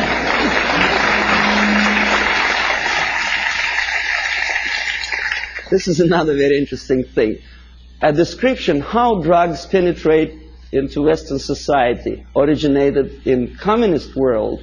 For some strange reason, that textbook is never included in the list of compulsory reading for students of political science or international affairs.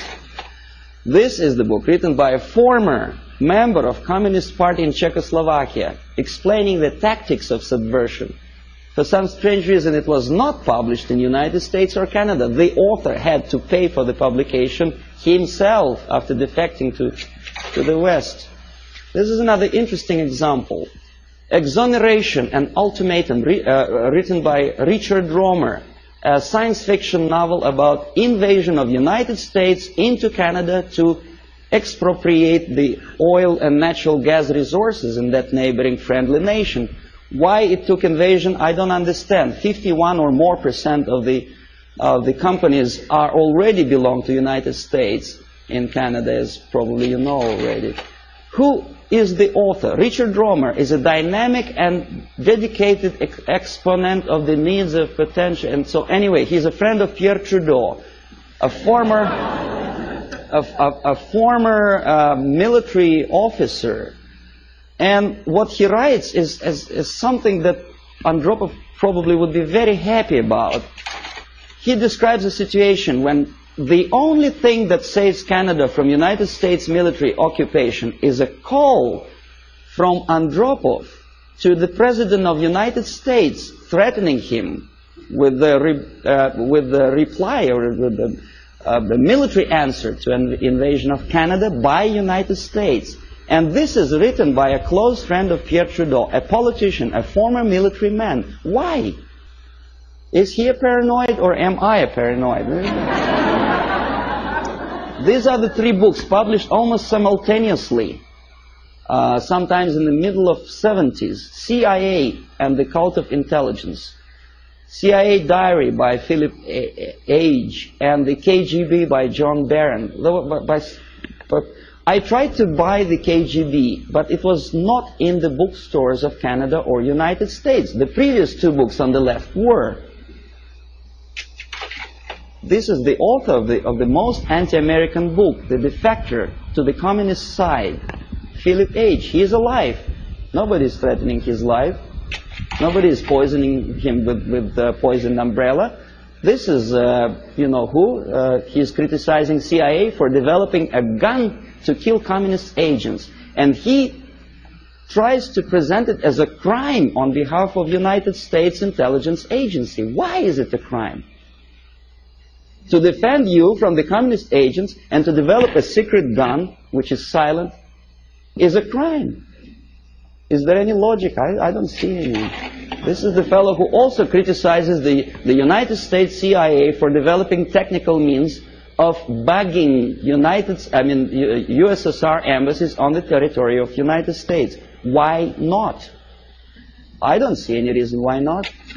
But Mondale obviously does. He knows better. These are the authors who published lists of American agents stationed all over the world. They are alive.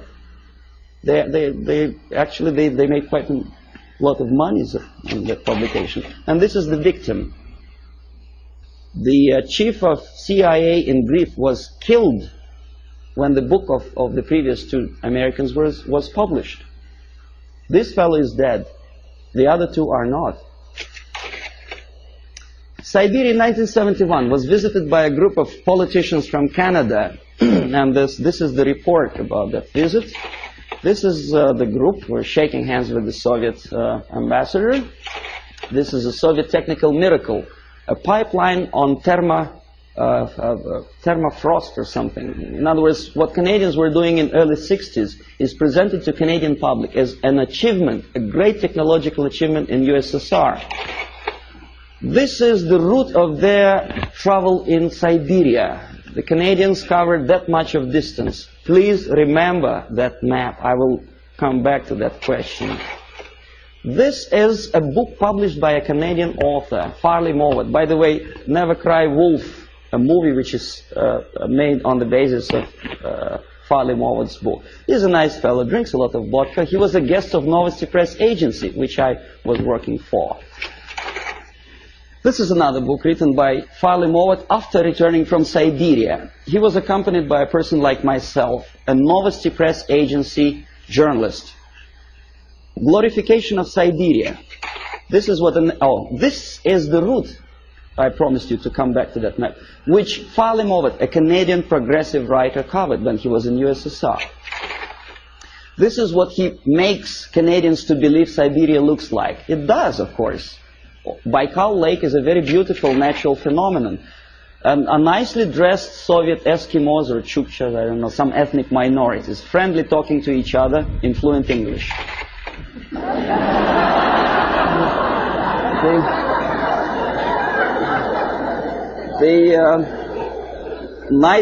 Nice motel somewhere in the middle of Siberia. Huge electrical projects. It is true, it is built, but they never mentioned by whom. And this is what I eventually wanted to show you. These are the two routes. First one in red ink by Canadian government delegation. In blue ink by the author Farley Mowat, accompanied by Novosti Press Agency. The black dots are locations of Soviet concentration camps. These people were shown the places where the slave labor is being used by the Soviet government, if you call them government. I call them junta of mass murderers. But there is not a single mentioning, not a word, that those beautiful electric stations were built by slave labor. This is what Canadian reader will never see in the report by Canadian politicians or the progressive writer Farley Mowat. You say, well, that's Russia. This is not a kindergarten. This is a prison for children of prisoners. These are the houses. If an American contractor would build a house like that, I think he will end up in jail. But this is what is being shown to some naive foreigners as achievements of Soviet technology. Naturally, if you follow the editor's choice and advice, you will never understand that the description, the most detailed description of Soviet concentration camp system is put on the bottom of the list. You say, well, maybe in USSR, the concentration camp is nothing surprising. Well, this is a concentration camp in Southeast Asia, in Cambodia. Same thing. Slave labor. This is what happens to slave laborers when they don't obey the orders. They are being executed, not by firing squad, because bullets are too expensive, by shovels, crushing skulls. This is the victory of communism for you. This is what happens to their children. And this is the originator of this slaughterhouse, Cambodian Premier Pol Pot, during interview with Time magazine. Very nice, plump, fatherly image. You are made to believe that Holocaust happened during the Second World War is something that may happen again. It may, but the originator of it may not necessarily be the Nazis. We don't have any Nazi submarines roaming around the shores of the United States and Canada.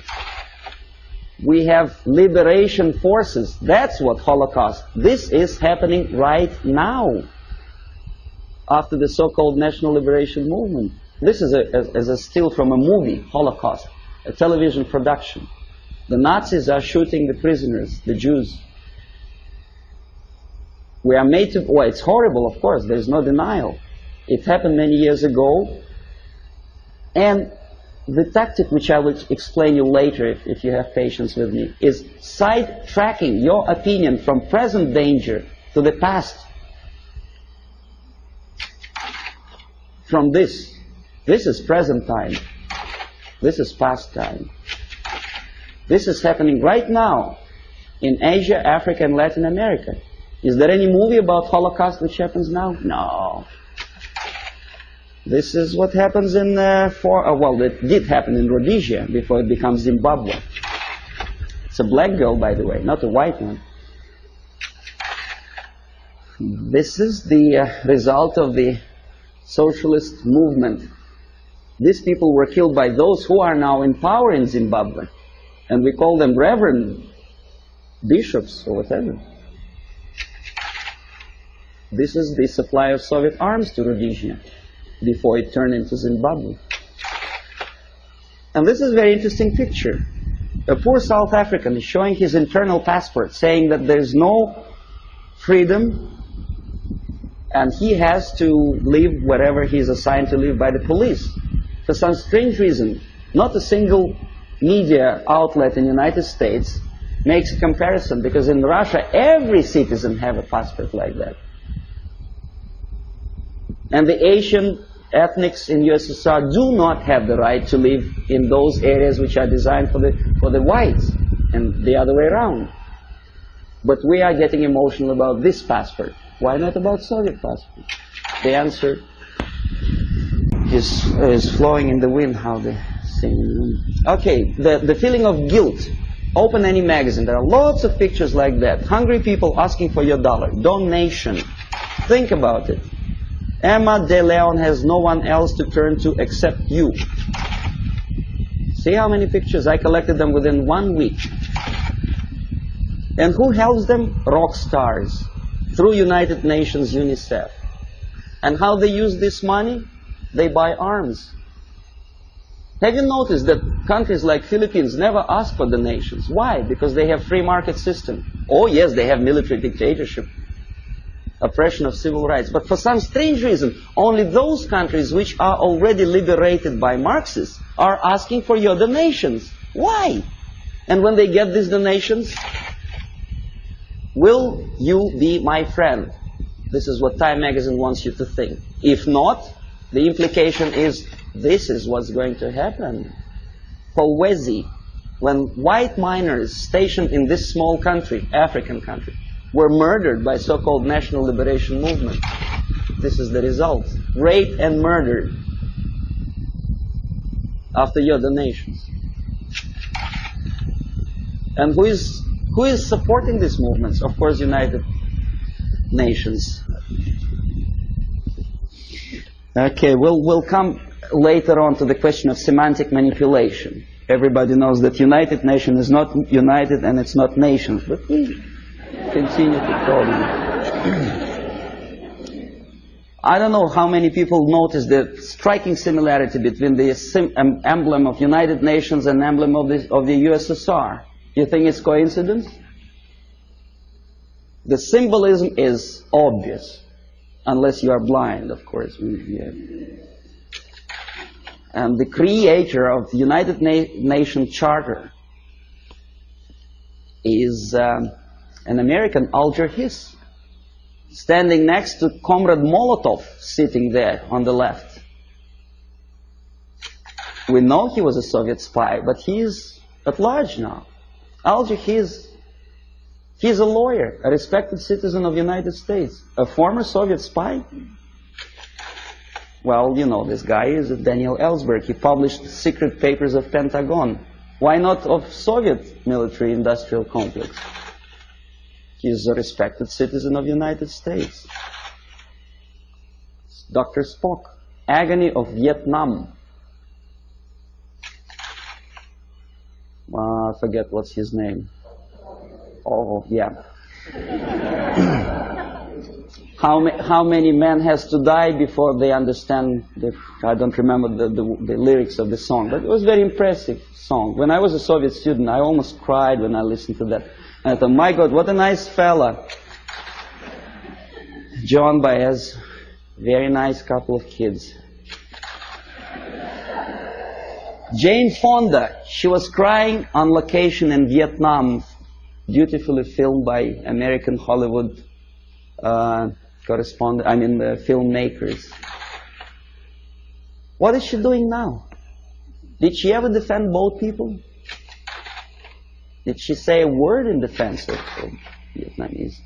Or say about horrors of coming out of this? No, she's busy preaching the health or whatever. And also, she takes part in demonstration against South African racism. Not about this. And not about this. This is liberation movement warriors. Jane Fonda didn't say anything about that racism. A black killed by blacks simply because he is anti-communist. That's just a symbolic picture. Okay, now next thing, I'm going to show you some slides which are also nothing sensational, but may provoke some questions in your mind. Maybe not.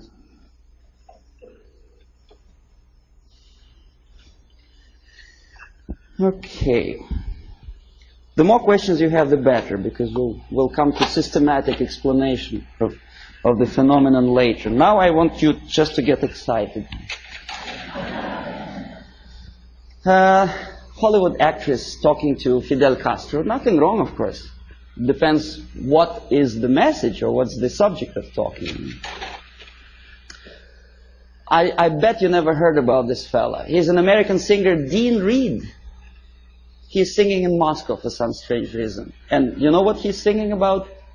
Oppression, civil rights in USA, and about poor Americans who cannot survive. Well, I don't want to be too critical of Pope of Catholic Church, but some statements which he made at the earlier years of his becoming a pontiff of Catholic Church, strikingly unpleasant to me. Communism and church can coexist. Can they? Well, you should ask Russian Orthodox priests who were literally exterminated by the Soviet communists. Communism and church can coexist. I don't think so. Catholic Times. I collected this newspaper in a Catholic church, which I attend, although I'm Orthodox Christian, as Russians, most of them are. But I do come to Catholic church because my wife is a Catholic, so I don't see much difference, because God, I suppose, is one, so Jesus Christ is also the same, which church, whichever you go. But Christians and socialism is something that doesn't really appeal to me. I don't know, how about you? Social justice central to gospel, is it? I never heard about it. Join with Marxists? It's from the same newspaper. And that's how they joined the Marxists. Nicaragua, before Sandinista came to power. A priest with machine gun behind his back. And the machine gun, of course, Kalashnikov, if you know anything about machine guns. Okay, then there are some strange deviations from religious path. What's his name? Jim Jones. Reverend? Nice looking guy with adopted kids and shaking hands with a politician, Mayor George Moscone in 1976. Very nice. That's how it all ended, you remember. More than 900 people who poisoned themselves together with their kids in Guyana. This is a very interesting picture. It's not very clear. Instead of Jesus Christ, they put a naked lady, you know, in the church. Strange, huh? Of course it's strange. Crucifix of a woman for Palm Sunday. Boy, Jesus Christ would turn in his grave if he were engraved.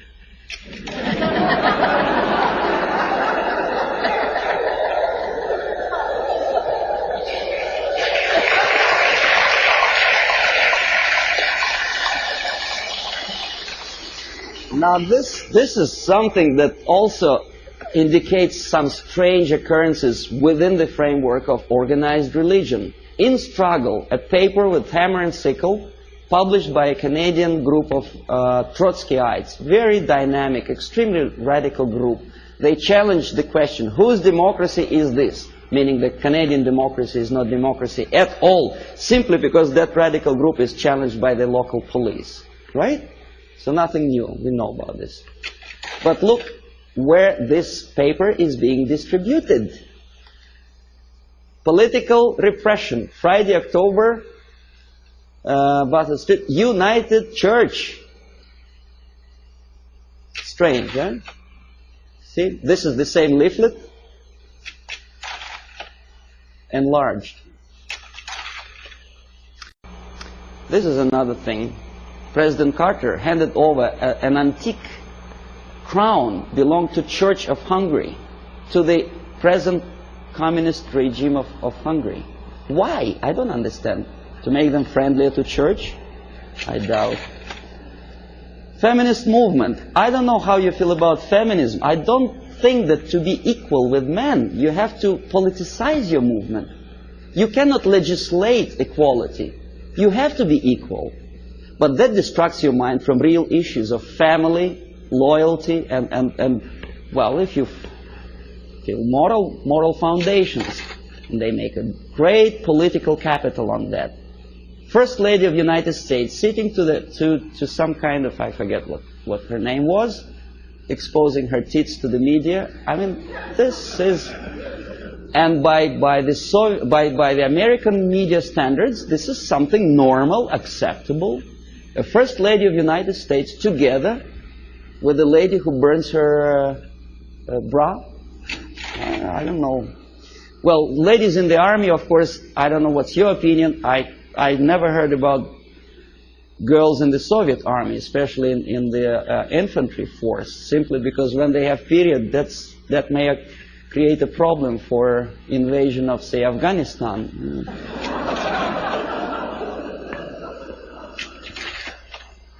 Again, the homosexualism. To be honest, me personally, I don't like the idea of homosexuality. I think it's unhygienic. But homosexuality in the army,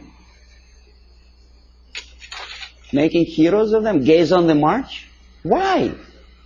Why to have copulation in a natural manner deserves a public opinion, attention, and a political force? Why to politicize something which doesn't belong to politics at all? In the Soviet Union, we have a joke: don't mix politics and prostitution; they are already mixed. We know perfectly well this. The medical science proved that homosexuality leads to distortion in human psychology. This fellow killed 15 kids after molesting them sexually. We know that most of the agents who were recruited by KGB, including McLean and Guy Burgess, were homosexuals. But we are reading in the media that this is something acceptable. More than that, we are made to believe that these people deserve equal rights and respect. Well, that again is a debatable question, whether to like or not to like certain type of music. Me personally, I don't. These two nice ladies, one is younger, the other is a little bit older, both of them wanted, for some strange reason, to shoot President of the United States, defending the environment of the United States, the green trees and vegetation. Why it takes death of United States President to defend the environment, I don't understand. If you do, please explain. Then, of course, glorifying all kind of national liberation leaders, we naturally provoke our own kids to go into some strange liberation movement. You know who I'm talking about. This is the girl who was abducted by terrorists, and then she became terrorist herself, a daughter of a wealthy publisher. Naturally, there are thousands, millions of kids who loved, adored her courage. This is Comrade Carlos. You know who he was? He was trained and educated in Lumumba University, where I was teaching Russian language to the likes of him. That's the result of the activity when they come back home. Aldo Moro was killed by Red Army terrorists who wanted to liberate Italians from something. I don't know from whom. These are the persons who were part of Baader-Meinhof gang. And this is a person who also liberates someone from someone. I don't exactly know, obviously, Indians from whites in the United States. But pay attention what he holds in his hand. It's Kalashnikov, AK-47. I know it by heart. I can put it apart with my eyes closed. War on terrorism. Does it exist? Apart from verbal war. This is what I have collected on a campus in Canada, Carleton University, Ottawa. Left-wing tabloids. That's how they instill in the minds of people, young people, that to fight is the only way, the violence, death is the only way to achieve rights of Palestinian people, other people, Quebec separatists, and jobs and peace. Obviously, you cannot get job if you spend all your time walking up and down streets with posters like that. You have to go to a place where the jobs are. And of course, to find a job, the most unsuccessful way to find a job is to read papers like that. Don't feel like working. This is something another. This is a Playboy magazine. Probably you heard the story about Larry Flint, how successful is he to attract attention of media and public opinion by doing crazy things, getting involved in court case of the car manufacturer. Why he wants to do it, I don't know, but what he does attracts some strange mass attention. Playboy magazine makes jokes about Russian sex. That's the image they want to present to American people. But they don't explain to American people that the process of demoralization is not a question of joke. This is Portugal after socialists came to power. On your left is a prostitute who was imported from East Germany to Lisbon. A communist prostitute in a country which is just had its successful socialist revolution. Very interesting. What for? To make money? No, I'll tell you later. On the right, pornographic literature in a country with strong Catholic moral principles. Well, I don't know how many people of you like to drink alcohol. I did. But I noticed that some ads in magazines have some strange desire to joke about alcohol. And the jokes are closely related to justification of Soviet, Russian presence. A prominent Russian joined the Secret Service. Something to joke about while you drink vodka. I don't see any humor in that. Do you? Okay, this is a number of advertising of alcohol. for which Canadians get into hot water. Comes the revolution, anyone can drink McGuinness vodka. Alberta vodka is superimposed on the picture of cruiser battleship Aurora. I don't know how many of you know that this is a historical relic in USSR. The revolution, communist Bolshevik revolution, started with the cannon fired from that battleship. And obviously Soviet embassy was insulted, so they sent a protest note to Pierre Trudeau, and the picture was removed from the magazine. When I was teaching at Carleton University in Ottawa, my superiors forced me to do an IQ test with two groups of my students. The idea was to answer about 100 questions, to give answer, yes, no, or undecided. The more undecided or negative answers you give, the more, according to the compilers of this test, you are adaptable and useful to society. The more positive answers you give, the more questionable is your adaptability and usefulness for your country. This is explanation how to score, how to count the scores. And now see the questions. Telling dirty joke is bad. A good soldier is a patriot. Yes, no, or undecided. Think about it. Every communist should be run out of the country. Yes, no, or undecided. The Bible is the greatest source of truth. Right? God is everywhere. A person who kills another person is a murderer. Yes, no, or undecided.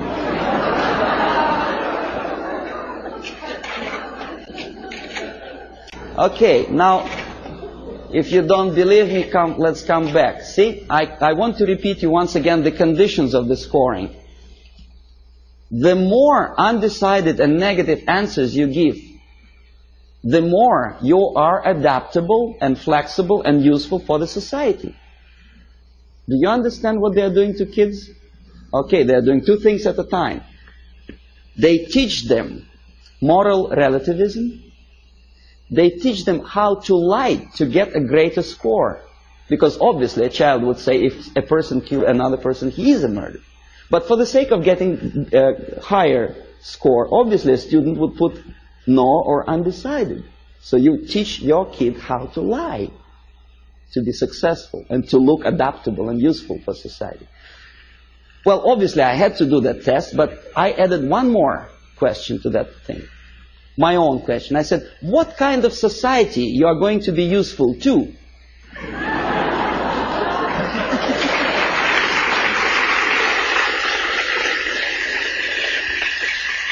And most of my students give me an excellent answer. They say, a society where there is no moral principle, no respect to God, love, family, and working ethics. Very simple. They are not that stupid.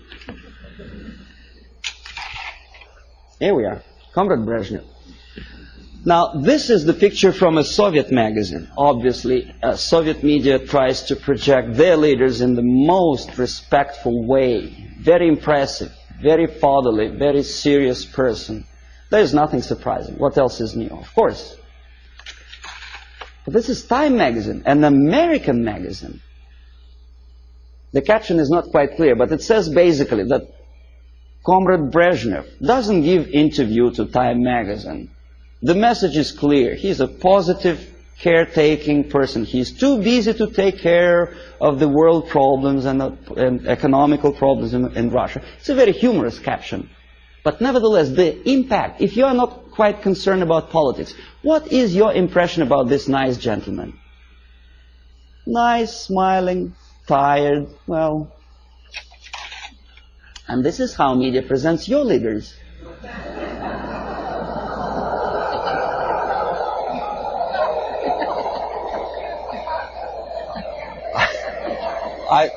I don't know whether he deserves to be presented like that or not. This is a different question.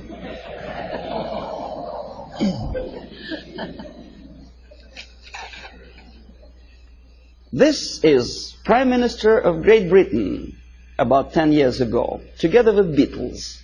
You may or may not like Beatles. Me personally, I don't like them. But a prime minister of a country together with entertainers. The Queen, Her Majesty Queen, knighted Beatles, a highest honor which previously in all times was given only to the most deserving patriots of the British Empire, was given to a bunch of monkeys.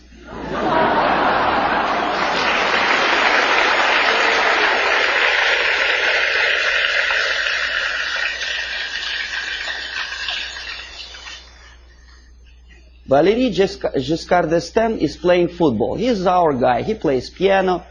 No, never mind what he does for politics or world problems. He's nice, charming personality. Helmut Schmidt is taking part in a circus performance. Nice, charismatic leader. Never mind what his policies are. He's popular. He's in the section of People of Time magazine. First Lady of the United States together with the pop singer, folk song singer. Well, so what? You know, we had a saying in Russia that in old times, clowns were entertaining the royalty.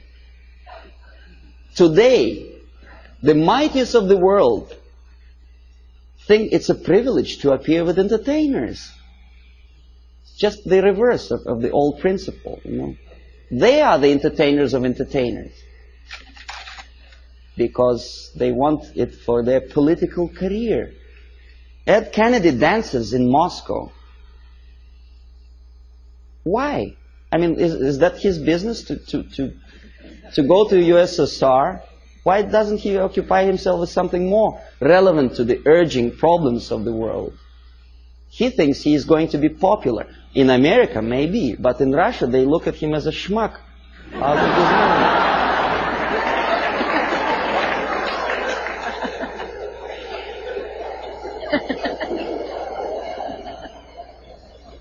Senator McGovern is talking to a gorilla somewhere in Africa. Not the gorilla monkey, but a young member of National Patriotic Movement.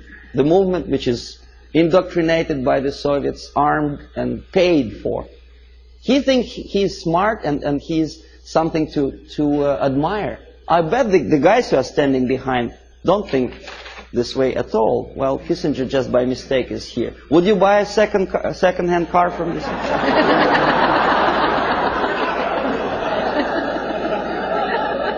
Pierre Trudeau, Prime Minister of one of the most developed industrial nations, independent nation in the world, is befriended by Fidel Castro. If you remember, Canada never stopped trade relations with Cuba, despite the urge from the United States government's administrations not to sell Cuba strategic technology and materials. No, he wouldn't listen to the United States. He smiles at Fidel Castro. Meanwhile, his wife, estranged wife, Margaret Trudeau, is talking to rock star. I forget his name. That's it. That's him, right? And he is posing for pictures like that. That's the Prime Minister's wife? That's her too. In French Riviera, with some Hollywood actor. Why? 50 years ago, for a thing like that, a Prime Minister would have to resign. It's a shame for a nation. Not anymore. Okay, now détente. It's another debatable question. Why we are so happy, Comrade Nixon?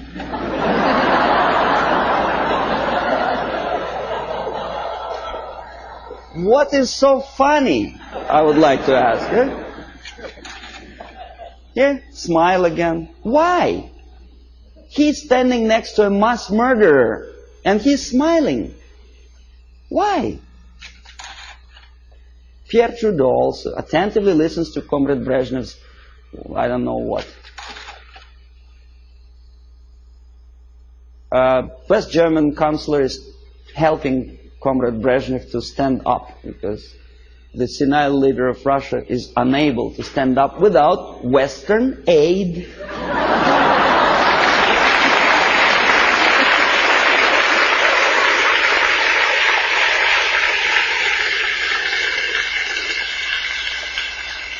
Well, you may say, well, it's West Germans, they're too close to Russia, probably they do it just in case. Okay, here's the same thing. Carter is helping. The president of the mightiest power in the world, United States, is helping Comrade Brezhnev. You remember the incident when Brezhnev almost stumbled down the staircase somewhere, in Vienna, of course. And thanks to Carter, he didn't fall. Andrew Young is talking to a dictator in Africa. Again, McGovern, I think, is talking to Agostino Neto, a Soviet puppet in Luanda. Why? Is it that necessary to be friendly, to smile at each other? Now we're coming to space, from Earth to space. Clouds over the space program. Why clouds? Mind you, this is after 3 or 4 successful landing on Moon. Why clouds? Okay, here's 2 pictures. Left, Soviet cosmonaut walking into Kremlin Hall for a ceremonious reception. On the right, 2 American cosmonauts casually watching TV. On the top, Soviet Politburo talking to the space pilots on orbit. On the lower picture, Lyndon Johnson with, I think that's Glenn, no? An American space pilot. Now, even if you don't know anything about the theory of information, the comparison, mind you, this is a French magazine, it's not a Soviet propaganda. The comparison of the size of the pictures gives you the message already. What is more important? What is more impressive? Here, a picture from Soviet newspaper Pravda. A Soviet schoolboy compares 2 replicas of Soviet Soyuz spacecraft and American Apollo. Friendship in space, détente, right? Pay attention to the size of the spacecrafts. They are almost identical, right? Now this is what the size, almost actual size is. The American spacecraft is on the left. It's almost twice as big as the Soviet one, right? Okay, this is a Soviet picture. This is an American picture with true sizes. Okay? You say, well, Soviet media, of course, tries to diminish the successes of the American space program. Now, this is an American media. On the left, a Soviet moon walker or Soviet probe on Moon. On the right side, an American space Volkswagen, as they say. It actually was used on the surface of Moon. The sizes are almost identical, right? Wrong. The thing on the left is the size of a tea kettle. In other words, about 100 times smaller. But Time magazine does not explain it to the readers. An average person in the United States has an impression that the junk on the left is as important and as successful as the masterpiece of technology produced by American mind and ingenuity. Okay, you remember Skylab? There was a time when it just about to fall down on the United States or any other country. And the Pentagon was very worried. There were pictures, there were discussions on TV. Some strange characters even started joking about it. See the Skylab target. A lot of emotions expressed about the failure of United States Skylab. A lot of bitter opinions were expressed about the unnecessary spending on space research. But when Soviet nuclear-powered satellite fell on the territory of Canada, there was no protest demonstrations, there were nothing like that. Nowhere in the world. Ask yourself why. According to some information, this was not a satellite at all. It was a flying atomic bomb. Canadians spent something like $15 million just to find the junk on their own territory. Thanks God it fell in inhabited areas of Canada, in Northwest Territories, where only penguins live. Well, what if it fell on Toronto? A flying nuclear bomb? Oh boy. But no protests. Here, Soviet ambassador Anatoly Dobrynin happily looking at the linking of American and Soviet spacecraft. In where? In American Grounds Control Center. This is a picture from Time magazine. This is also a picture from Time magazine. Soviet citizens are watching the same moment, linking of spacecraft. Think about it. Compare. Here, happiness. On the right, American representative of the NASA and Dobrynin, very happy. That's how ordinary Soviet citizens think about the farce in space. They understand perfectly well that linking spacecraft in space is just a fake. It doesn't mean anything. Look at their faces. They are sad. A dream was realized. Was it worth the price?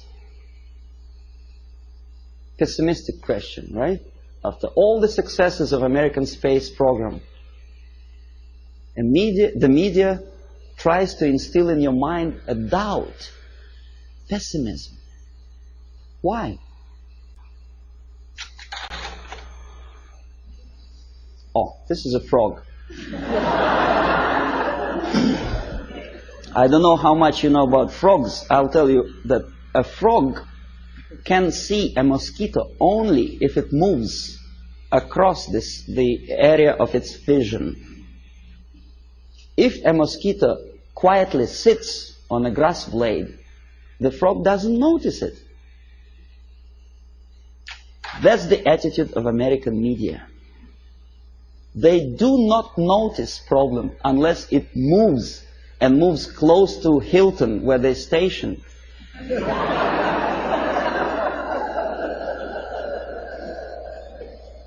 These are the people who may file a suit against me if I call them liars, but that's exactly what they are. They've been lying to you for years and years about the situation in Vietnam, in Russia. They were selling commercials, deodorizers and cars. And they sold you a rotten information, disinformation of what happens in the world. They have a vision of frog, but they look like semi-gods to you. And if I challenge their credibility, probably the people will call me a paranoid or a very nasty person.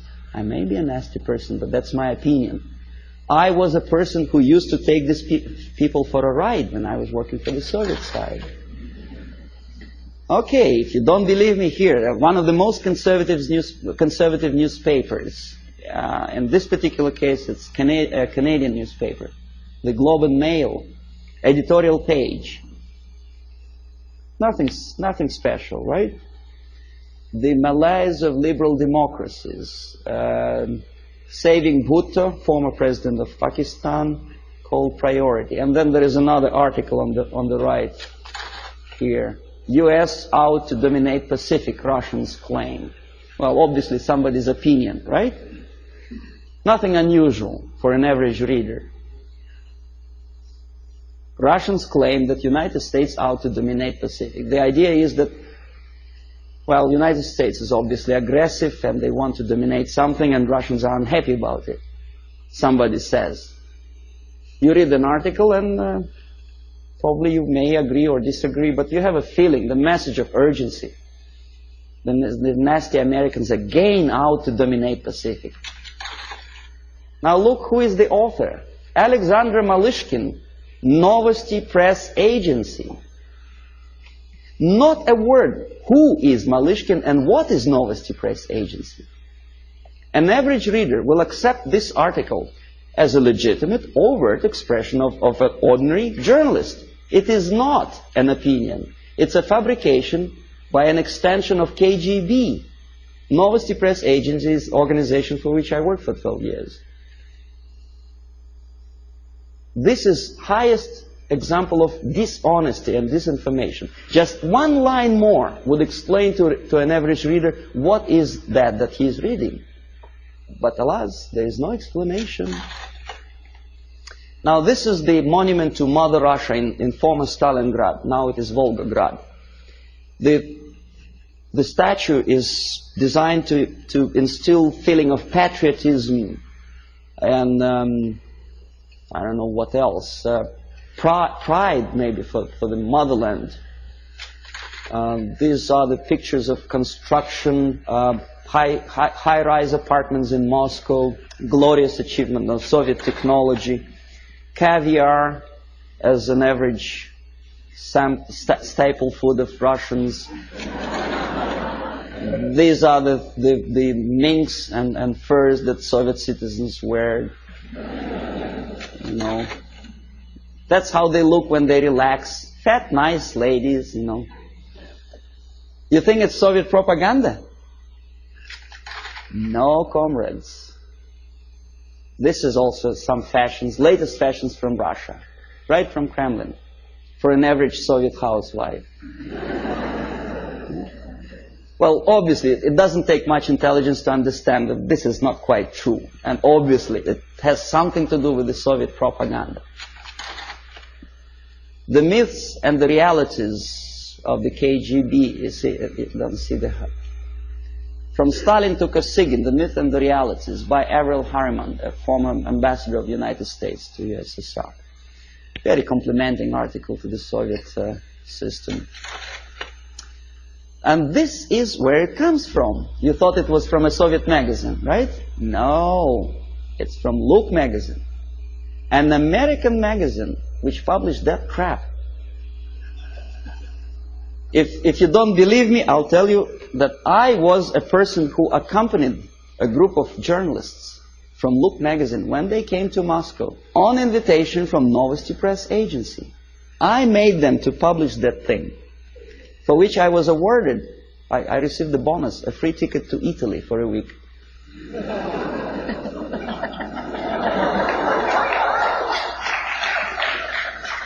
Now, this has looked like sheer high-class idiocy, but unfortunately, this is exactly what happened. It didn't took me much effort to convince the Americans, to tell the American journalists from Look magazine, to bring back this magazine, to dedicate the whole issue to the glorious anniversary of Soviet Revolution. This is what you were reading in your American magazine. This is how an average American perceived the Soviet way of life. A happy Soviet citizens. This is what an average girl in Russia wears. This is what they eat and drink. This is how they build their apartment houses. And this is how they're fiercely patriotic. Amazing. Anyway, so I will explain you how it all happens. The last two pictures I will not comment. I want you simply to look close into these eyes.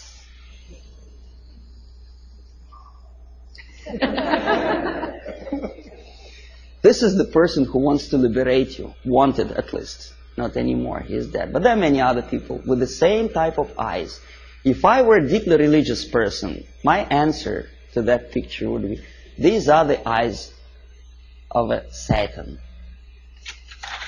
Yes. Nice fellow, right? United Nations celebrated back in 1969, I think, the 100th anniversary of his birthday. The greatest leader of mankind. God forbid us to have leaders like that. Well, that's all. So that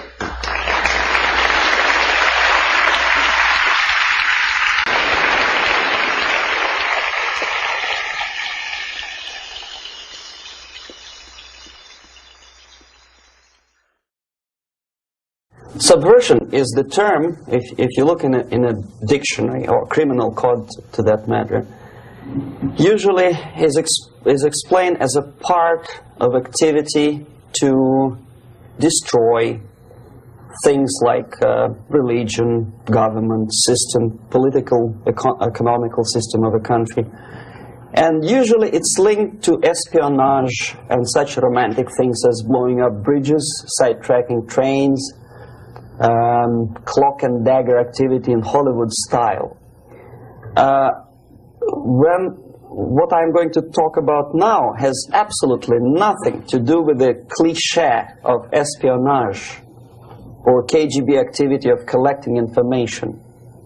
So the greatest mistake or misconception, I think, is that whenever we are talking about KGB, for some strange reason, starting from Hollywood movie makers to professors of political science and quote-unquote experts on Soviet affairs, or Kremlinologists as they call themselves, they think that the most desirable thing for Andropov and the whole KGB is to steal blueprints of some supersonic jet, bring it back to Soviet Union and sell it to the Soviet military-industrial complex. It's only partly true. If we take the whole time, money, and manpower that the Soviet Union and KGB in particular spends outside of USSR border, we will discover, of course there are no official statistics unlike with CIA or FBI, that the espionage as such occupies only 10 to 15% of money, time, and manpower. 15% of the activity of KGB. The rest, 85%, is always subversion. And unlike a dictionary of English, Oxford Dictionary, subversion in Soviet terminology means always a destructive, aggressive activity aimed to destroy the country, nation, or geographical area of your enemy. So there's no romantics in there, absolutely. No blowing up bridges, no microfilms in Coca-Cola cans, nothing of that sort. No James Bond nonsense. It's most of this activity is overt, legitimate, and easily observable if you give yourself time and trouble to observe it. But according to the law and law enforcement systems of the Western civilization, it's not a crime. Exactly because of misconception, manipulation of terms. We think that subverter is a person who is going to blow up our beautiful bridges.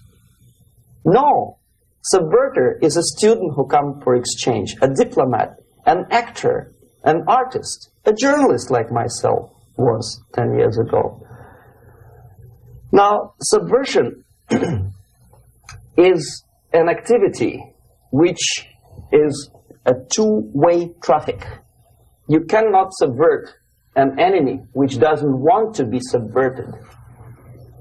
If you know history of Japan, for example, before 20th century, Japan was a closed society. The moment a foreign boat comes to the shores of Japan, the Imperial Japanese Army politely tells them to get lost. And if American salesman comes to the shore of Japan, let's say 60 or 70 years from now back, and says, oh, I have a very beautiful vacuum cleaner for you, with the good financing, he says, please leave us, we don't need your vacuum cleaner. If they don't leave, they shoot them to preserve their culture, ideology, traditions, values intact. You were not able to subvert Japan. You cannot subvert Soviet Union because the borders are closed. The media is censored by the government. The population is controlled by the KGB and internal police. With all the beautiful glossy pictures of Time magazine and Magazine America, which is published by the American Embassy in Moscow, you cannot subvert Soviet citizens because the magazine never reaches Soviet citizens. It's collected from the newsstands and thrown to garbage can. Subversion can be only successful when the initiator, the actor, the agent of subversion has a responsive target. It's a two-way traffic. United States is a receptive target of subversion. There is no response similar to that one from United States to the Soviet Union. It stops halfway somewhere. It never reaches here. The theory of subversion goes all the way back 2,500 years ago. The first human being who formulated the tactics of subversion was a Chinese philosopher by the name of Sun Tzu.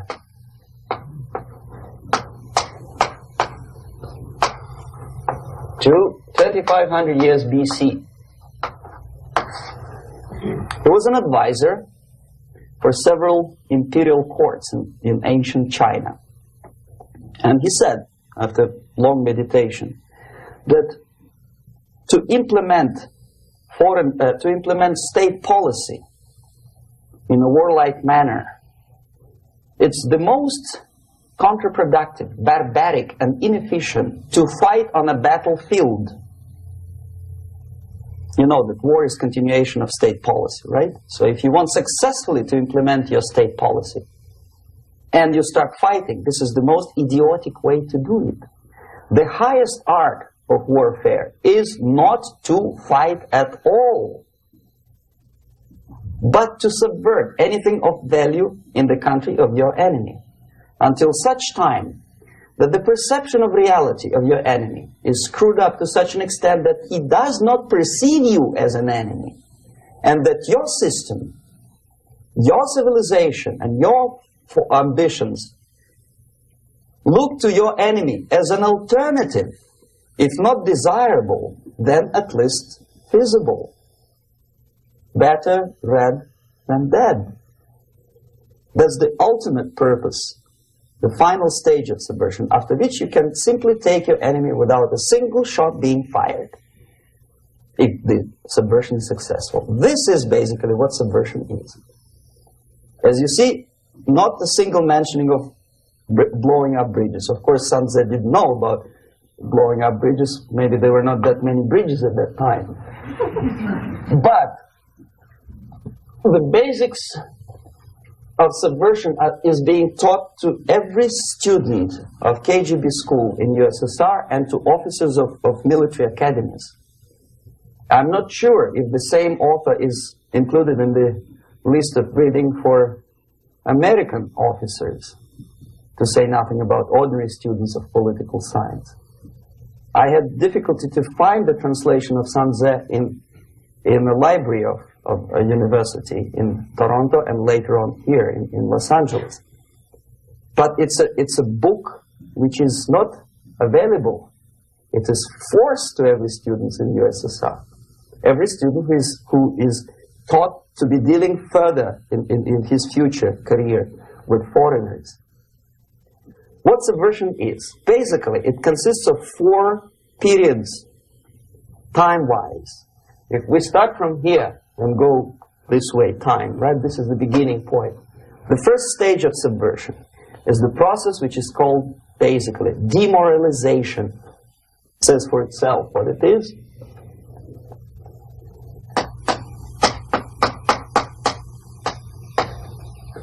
It takes from, say, 15 to 20 years to demoralize a society. Why 15 or 20 years? This is the time sufficient to educate one generation of students or children. One generation, one lifetime span of a person, a human being, which is dedicated to study, to shaping up the outlook, ideology, personality. No more, no less. Usually it takes from 15 to 20 years. What it includes? It includes influencing, or by various methods, infiltration, propaganda methods, direct contacts, doesn't really matter. I will describe them later. of various areas where public opinion is formulated or shaped. Religion, educational system, social life, administration, law enforcement system, military, of course, and labor and employer relations, economy. Okay? 5 areas. I will not write them down because we will not have enough space. Sometimes when I describe all the methods, students ask me question, are you sure this is the result of the Soviet influence? Not necessarily. You see, the tactic of subversion, about which I'm talking, is similar to the martial art, the Japanese martial art. If some of you are familiar with that tactic, probably you will remember that if an enemy is bigger and heavier than yourself, it would be very painful to resist his direct strike. If a heavier person wants to strike me in the face, it would be very naive and counterproductive to stop his blow.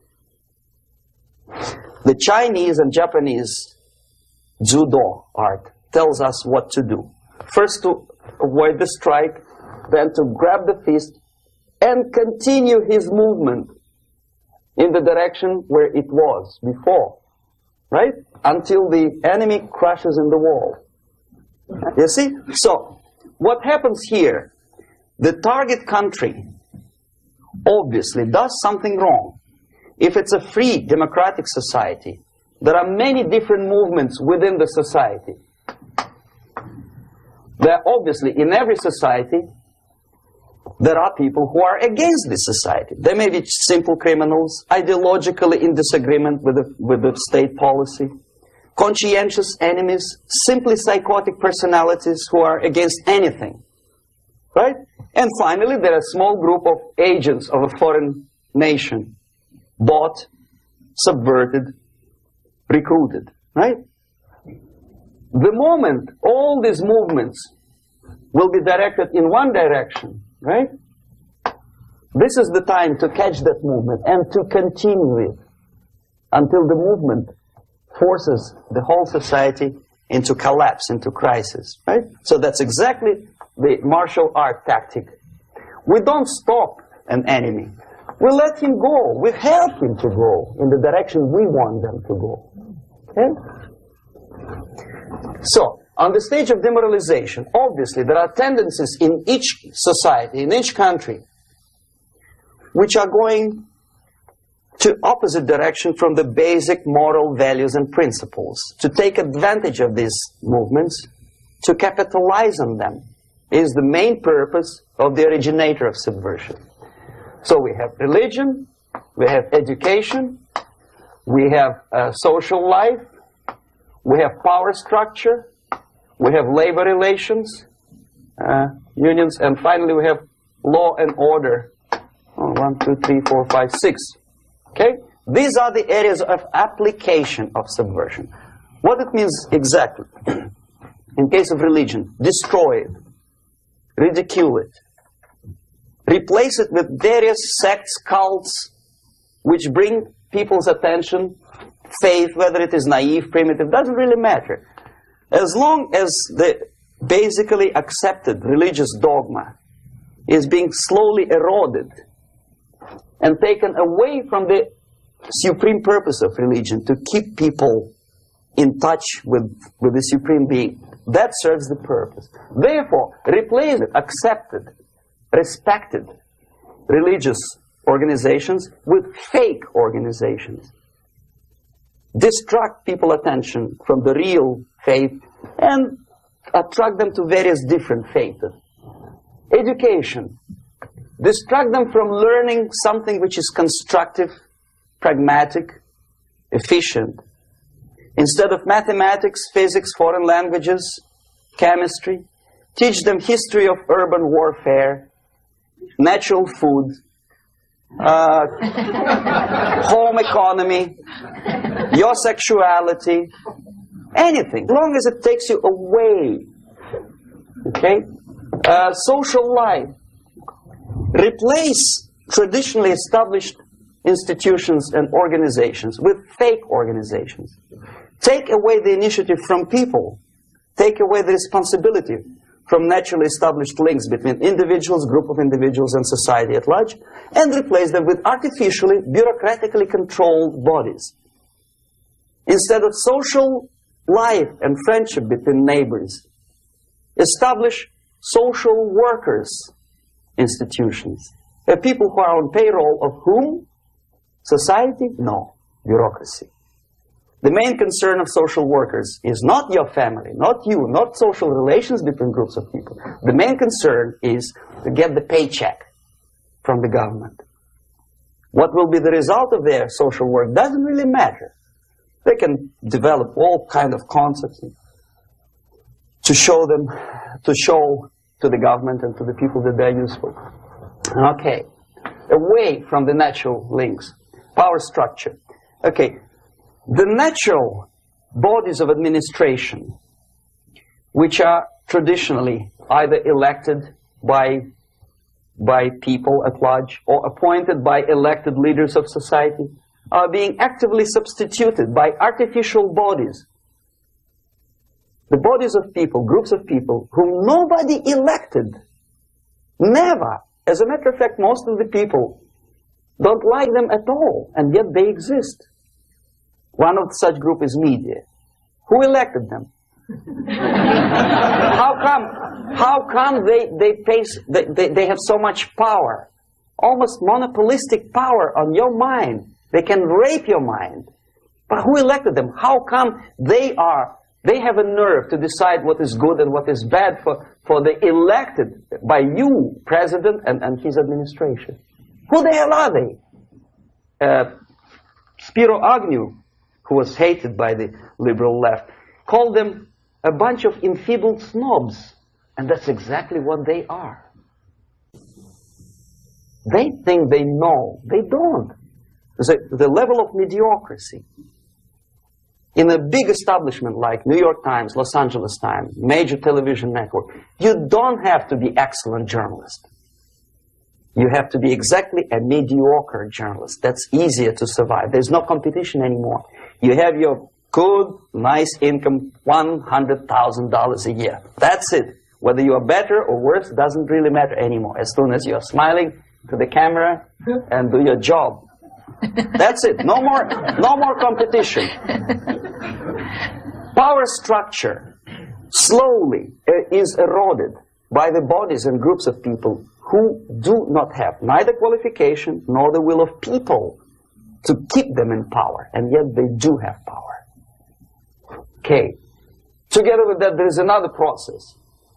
Law enforcement, law and order organization and structure is being eroded.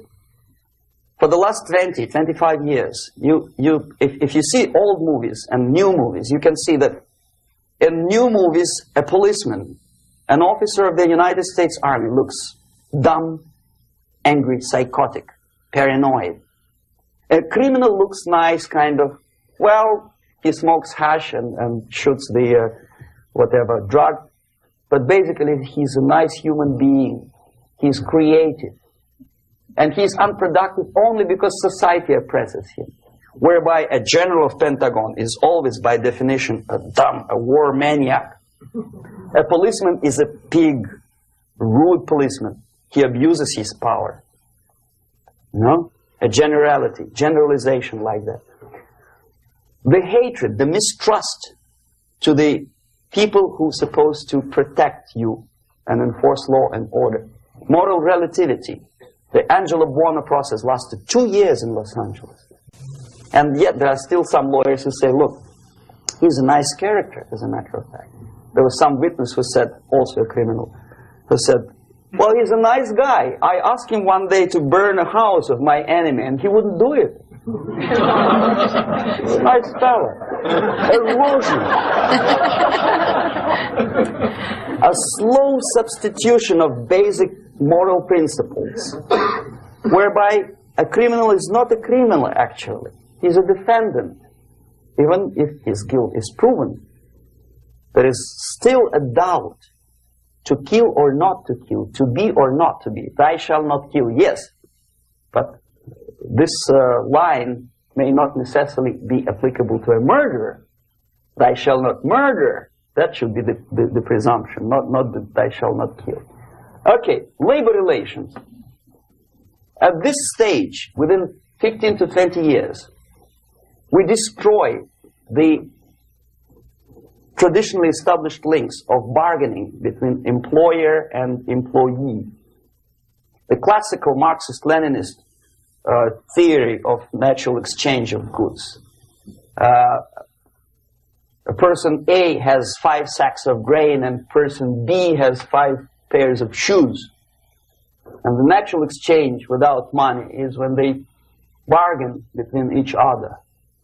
And only with the introduction of the third force C, an entirely third foreign stranger who says, no, don't give him 5 sacks of grain, give it to me. And you give me your 5 pairs of shoes and I will distribute it accordingly. So that the economy will go. This is the death of natural exchange, death of natural bargaining. Well, trade unions were established 100 years ago. The objective was to improve working conditions and to protect the rights of workers from those employers who were abusing their right because they had more money. Objectively, at that time, initially, the trade union movement did work. What we see now is that the bargaining process is no longer resulting in the compromise, which is leading objectively to betterment of working conditions and increase of salary. What we see is that after each prolonged strike, the workers lose. Even if they have 10% increase of their salaries, they cannot catch up due to inflation and due to missed time. More than that, millions of people suffer from that strike because economy now is interdependent. It's intertwined like one body. If previously steel workers, say 100 years ago, could strike and nobody would suffer, now it's impossible anymore. If a garbage collector strikes today, the rest of the multi-million city is stinking. I mean, there's no more service. In Quebec, for example, we had the electricians who were on strike in the middle of winter. You can freeze your bottom, and they still were on strike. Did they catch up with the salary? No, they lost. Who benefited? The leaders of trade unions. What is the motivation for strike? Improving of a workers' condition? No, obviously it's not. Then what is it? Ideology. To prove to these capitalists. And the obedient horde of workers, like sheep, follow these people. And they cannot disobey. Why? Because if they do, you know what happens to them. Pickets, murders, shooting truck drivers by picketers. In Montreal, for example, I saw with my own eyes when I was correspondent of CBC International, Canadian Broadcasting Corporation, when the workers of aircraft factory destroyed computers and the equipment in the factory. And the administration employed strike breakers. Their cars were turned upside down and burned. Their houses were burned. Their kids were intimidated. And some victims were there. Of that we can be sure. Why? To improve conditions of workers? No. Ideology. Okay, so this is what happens basically.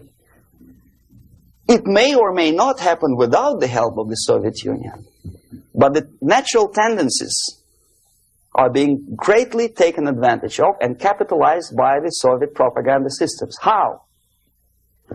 Whenever trade union strikes, we have influx of propaganda, mass media, ideological dissemination. The workers' right. And we repeat it like parrots. Yes, workers' right. Whose rights? Workers? No. The only freedom of worker to sell his labor according to his own desire and will is taken away from him. By whom? By trade union boss. Unlimited power is given. Responsibility. I want to sell my labor not for $2.50 an hour, but for $2. I don't have right. My freedom is denied to me.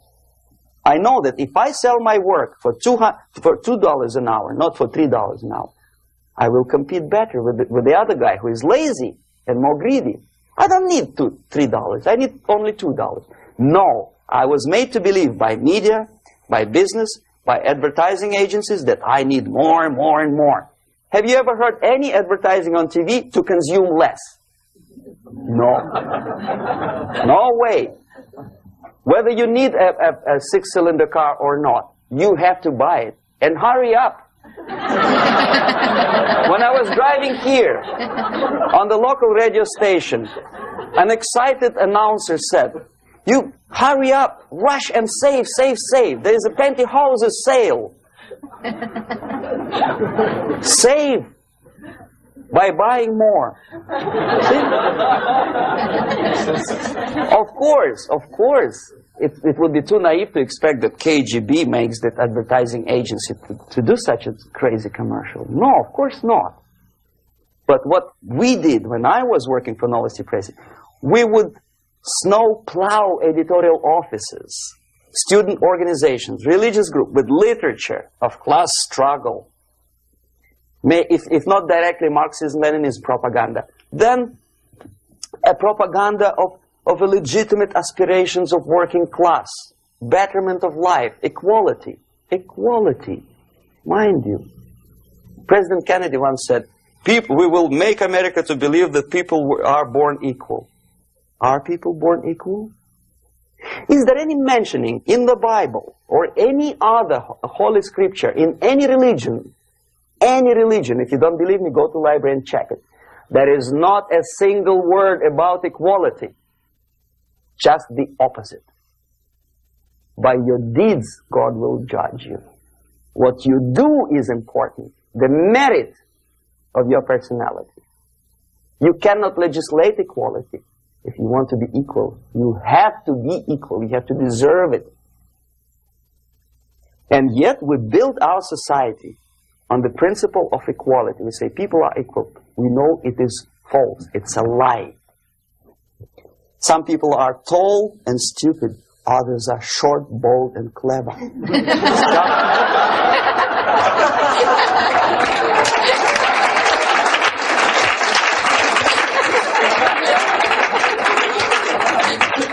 If we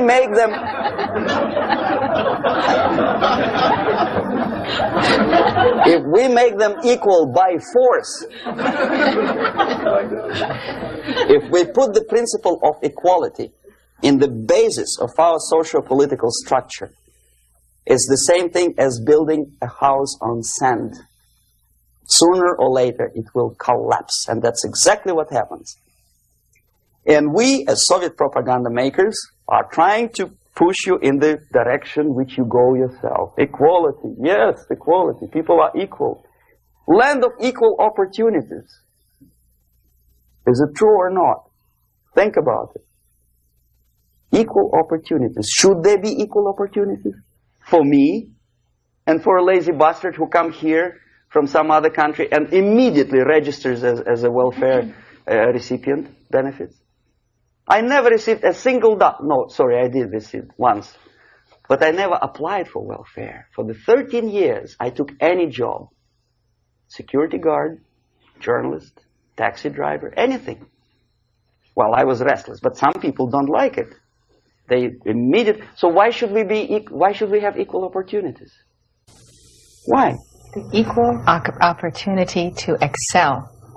Equal opportunity in equal circumstances, yes, but we know people are different. To excel, yes, provided we reach the same level of excellency, perfection, which is hypothetical, distant future. Yes, maybe.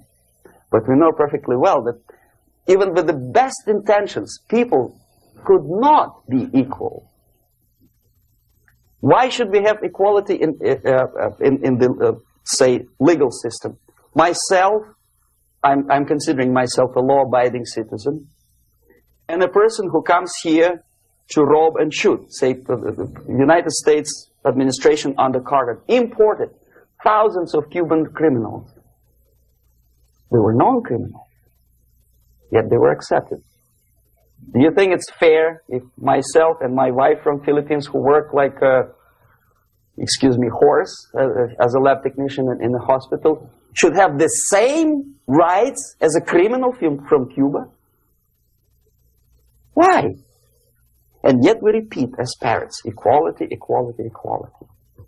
And the Soviet propaganda system helps us to believe that equality is something which is desirable. Democracy, as it was established by fathers of this country, of this system in the last century, is not equality. It's the system where different people, unequal people, have a chance to survive and help each other in constant competition, in constant perfection. Not inequality, which is superimposed from a godfather or nice person in Washington, D.C. And the absolute equality exists in Soviet Union, quote-unquote equality. Everybody is equal in dirt, except some people are more equal than the others in Politburo. So, the moment you bring a country to the point of almost total demoralization, when nothing works anymore, when you are not sure whether it is right or wrong, good and bad, but there's no division between evil and good, when even the leaders of church sometimes say, well, violence for the sake of justice, especially social justice, is justified in countries like Nicaragua, El Salvador, well, maybe Rhodesia. And we listen to them and say, yeah, probably it's true. Is it true? No, it is not true. Violence is not justified, especially for the sake of quote-unquote social justice introduced by Marxist-Leninists. That is my former colleague from Novosti Press Agency. Okay, so we reached that point. The next step is destabilization.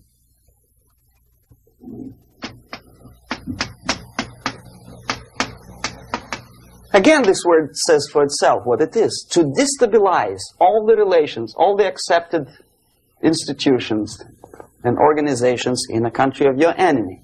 How you do it? You don't have to send a battalion of KGB agents to blow up bridges. No. You let them do it themselves. The area of application is, again, it's narrower now. Not like the previous case. The overt legitimate actions of the KGB in this case would be hardly noticeable.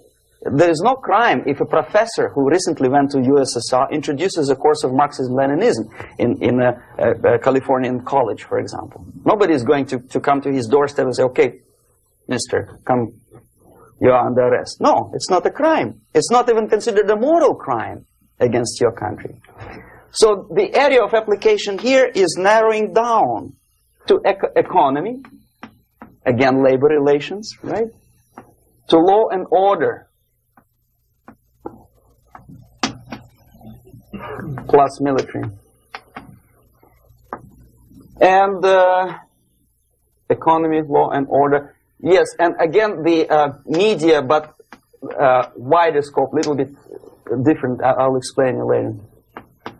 Okay, basically 3 areas. Economy.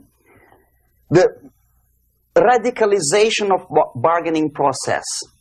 If on that stage we still could achieve, theoretically, some positive compromise between the negotiating sides with say, arbitrary, introduction of arbitrary judges, a third side, objectively judging the demands of both sides. Here it's radicalization. On the stage of destabilization, we cannot come to compromise even within a family. The husband and wife couldn't figure out which is better. Husband wants his kids to eat at the table, and wife wants a child to roam around the room and drop food all over the floor. They cannot come to compromise unless they start a fight. It's impossible to reach a compromise, constructive compromise, between neighbors.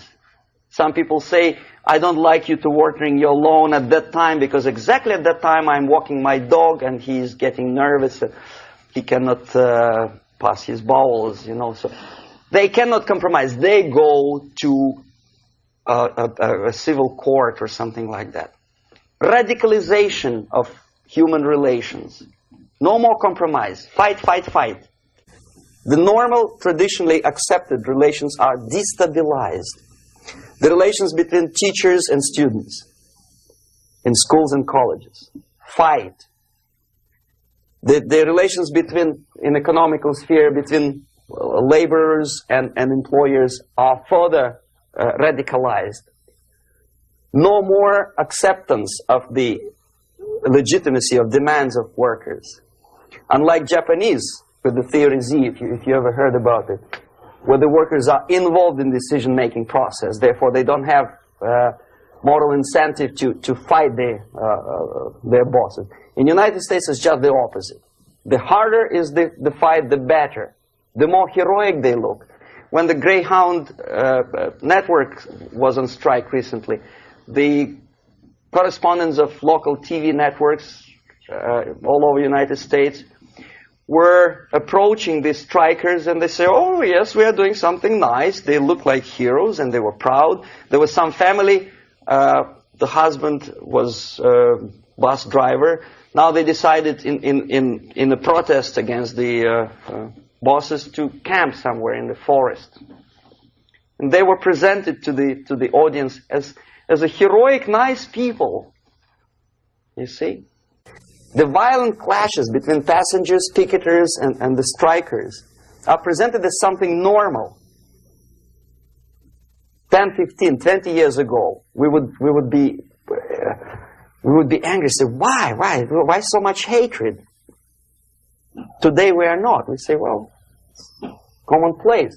Radicalization, militarization sometimes.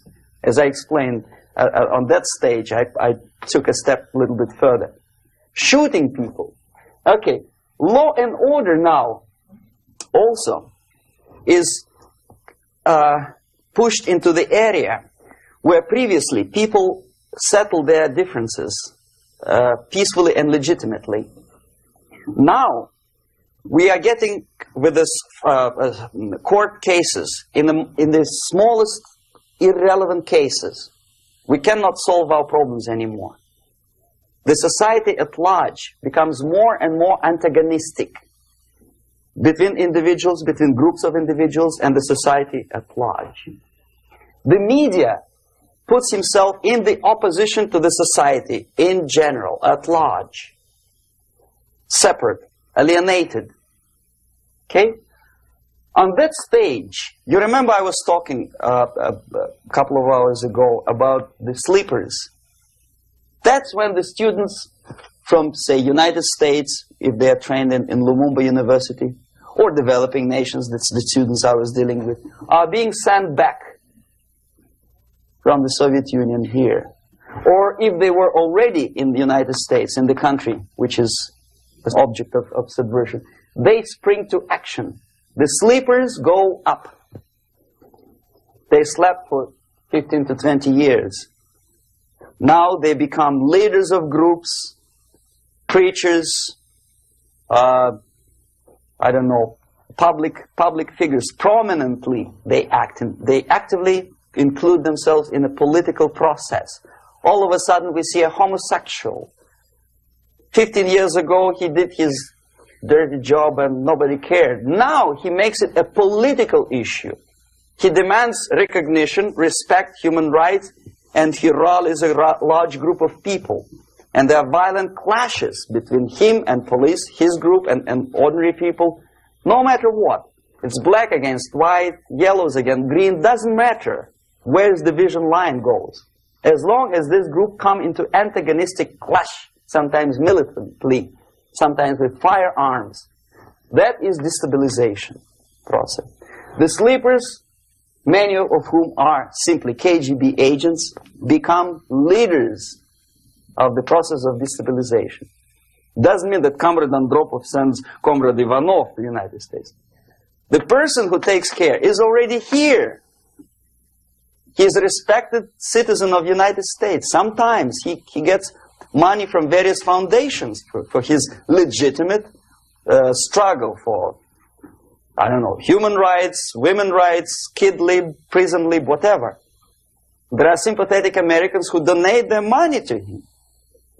This stabilization process usually leads directly to the process of crisis. In case of developing nations, that's the area where I was active. The process starts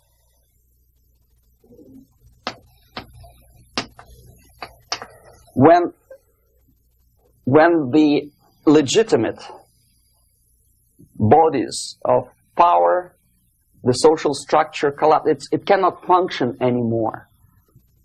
So instead, we have artificial body injected into society, such as non-elected committees. You remember I was talking about them here.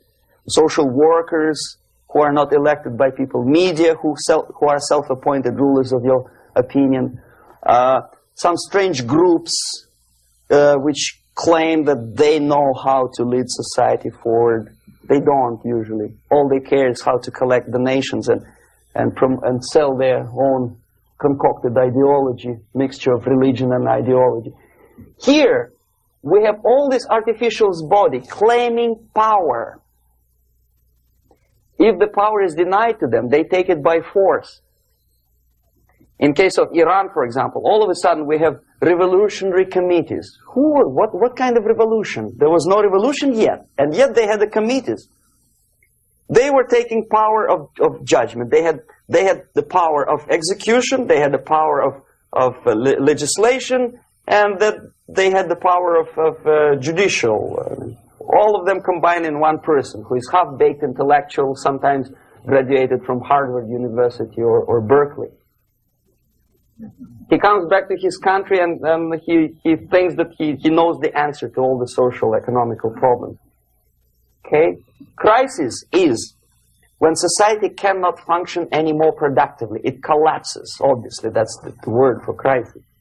So therefore, the population at large is looking for a savior. The religious groups are expecting a messiah to come. The workers say, we have family to feed. Let's have a strong government, maybe socialist government, centralized. When somebody put the employers on their place and let us work. We are sick and tired of going to strike and missing overtime and all that stuff. We need some strong man, strong government, a leader, a savior is needed. Population is sick and tired already. And here we are. We have a savior. Either a foreign nation comes in, or the local group of leftists, Marxists, no matter what they call themselves, Sandinista, a reverend or some sort, Bishop Muzureva, like in Zimbabwe, doesn't matter. A savior comes and says, I will lead you. So we have two alternatives here. Civil war and invasion. Okay? See how it goes? Civil war, we know what it is. Lebanon is the best example. The civil war, which was artificially implanted in Lebanon by injection of force of PLO, Palestinian Liberation Organization. Invasion we had in many other countries like Afghanistan, name any East European country, it was invaded by the Soviet army. But the result is the same. The next stage is normalization. Normalization is a very ironic word, of course. It is borrowed from 1968 situation in Czechoslovakia, when the Soviet propaganda and after them New York Times declared the country is normalized. The tanks moved into Prague, so there is no more Prague Spring, there is no more violence. Normalization. At that stage, the self-appointed rulers of the society don't need any revolution anymore. They don't need any radicalism anymore. So this is the reverse from destabilization. Basically, it is stabilizing the country by force. So all the sleepers and activists and social workers and liberals and homosexuals and professors and Marxists and Leninists are being eliminated physically sometimes. They've done their job already. Okay? They are not needed anymore. The new rulers need stability to exploit the nation, to exploit the country, to take advantages of the victory. Okay? So no more revolutionaries, please. And that's exactly what happens in a number of countries. You remember Bangladesh? This is the crisis in which I was instrumental. First they had Mujibur Rahman. In 1971, he was the leader of People's Party, Awami League, with mustache like Stalin. He was in Russia many times. In 5 years, he was shot by his former colleagues, Marxists. He fulfilled his function. In Afghanistan, it happened 3 times. First there was Taraki, then there was Amin, now there's Babrak Karmal. They killed each other successively, one after another. The moment he fulfills his duty, the first one demoralized country, the second destabilized, the third one brought it to crisis. Goodbye, comrades. Babrak Karmal comes from Moscow and put into the seat of power. Same thing happened in Grenada recently. Maurice Bishop, Marxist, was killed by Austin, what's his name, General something, who was also a Marxist. Right? So no more revolutions, please. Normalization now. From now on, no more strikes, no more homosexuals, no more women lib, no more kid lib, no more lib, period.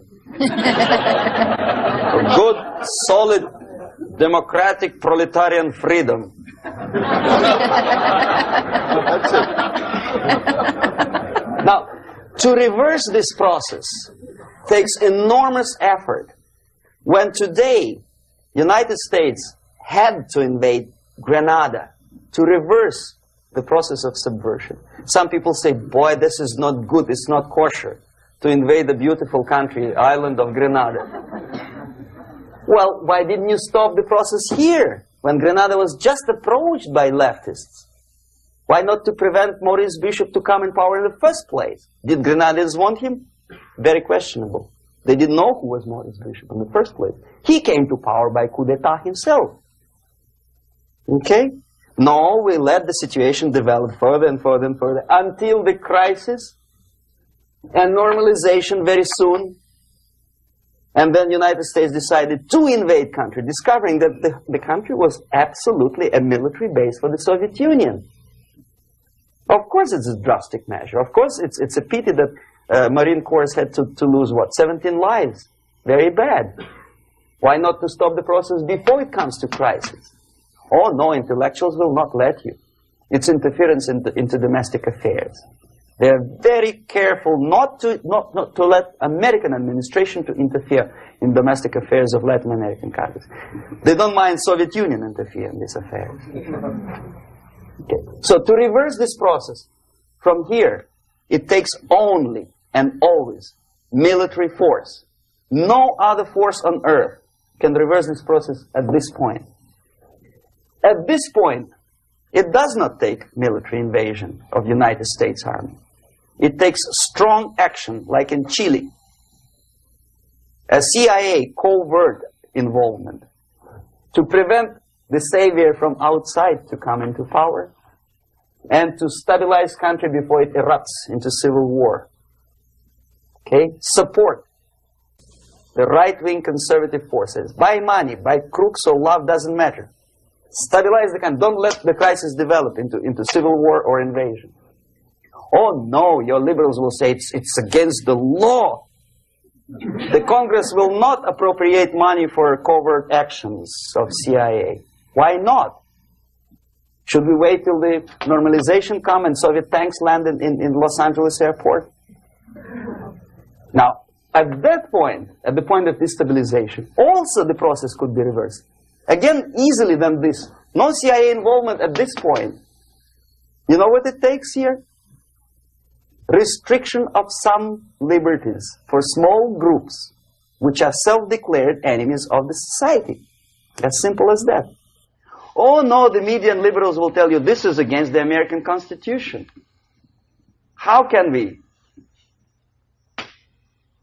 by force, deny the civil rights to criminals, for example? It's not good. Okay? So we allow them to.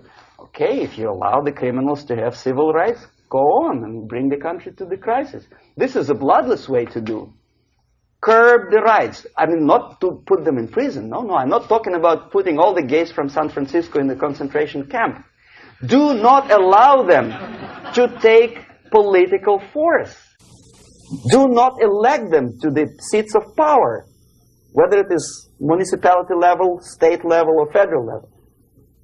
It has to be beaten in the heads of American voters that a person like that in the seats of power is an enemy.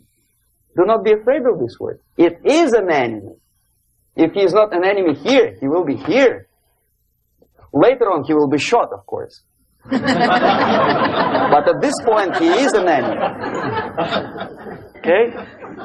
You are doing great service by denying him a right to capitalize on his own crazy ideas and become a powerful man, a man who uses the seat of power.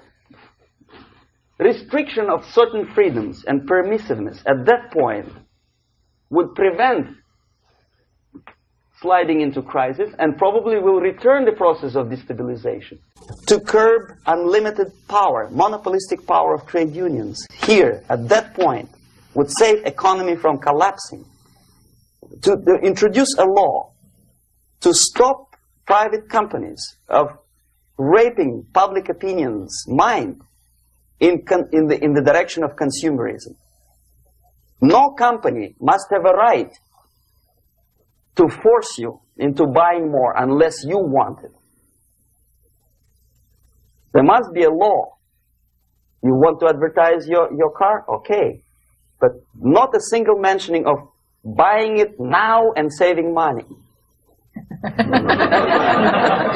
It must be against the law to force people to consume more.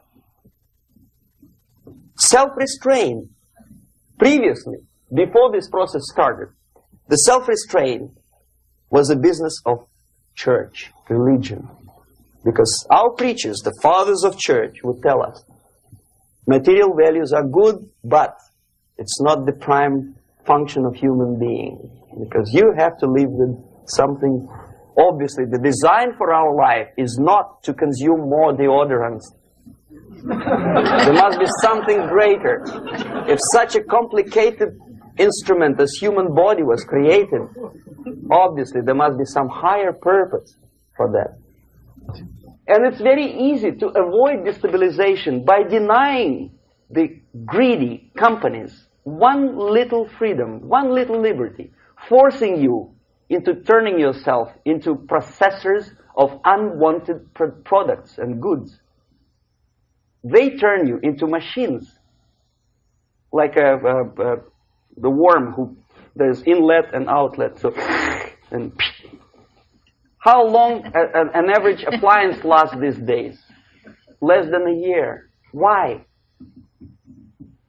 Where's workmanship? Oh, we want you to buy more. Okay. Destabilization process could be easily overcome if, as I say, the society, by its own will or after persuasion by the leaders, will come to the idea of self-restraint. It's so hard, we want to consume more, but you have to. Unless you will come to this stage, when, as we say in Russia, if Sahara Desert ever becomes a communist state, there will be shortage of sand.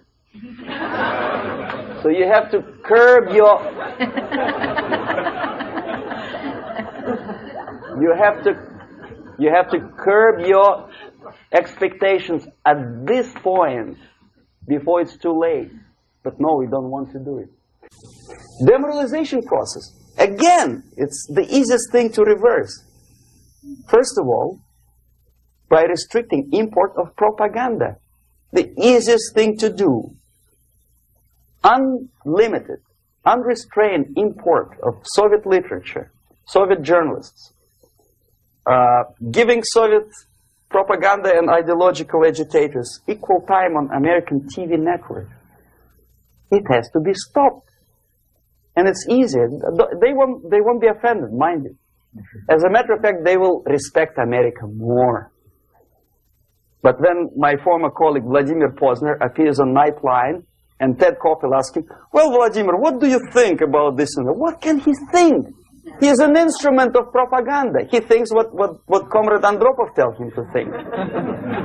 He's just a nice, articulate mouthpiece of the Soviet subversion system.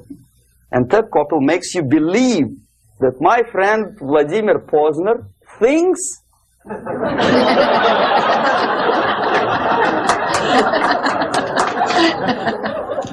the process of demoralization may not have started at all if at that point the country, which is a recipient of subversion, actively, not violently, but actively, prevents importation of foreign ideology. I don't want America to follow the pattern of ancient Japan. You don't have to shoot every foreigner when it approaches the sacred borders of the United States. But when he offers you a junk in the disguise of very shiny something, you have to tell him, no, we have our own junk.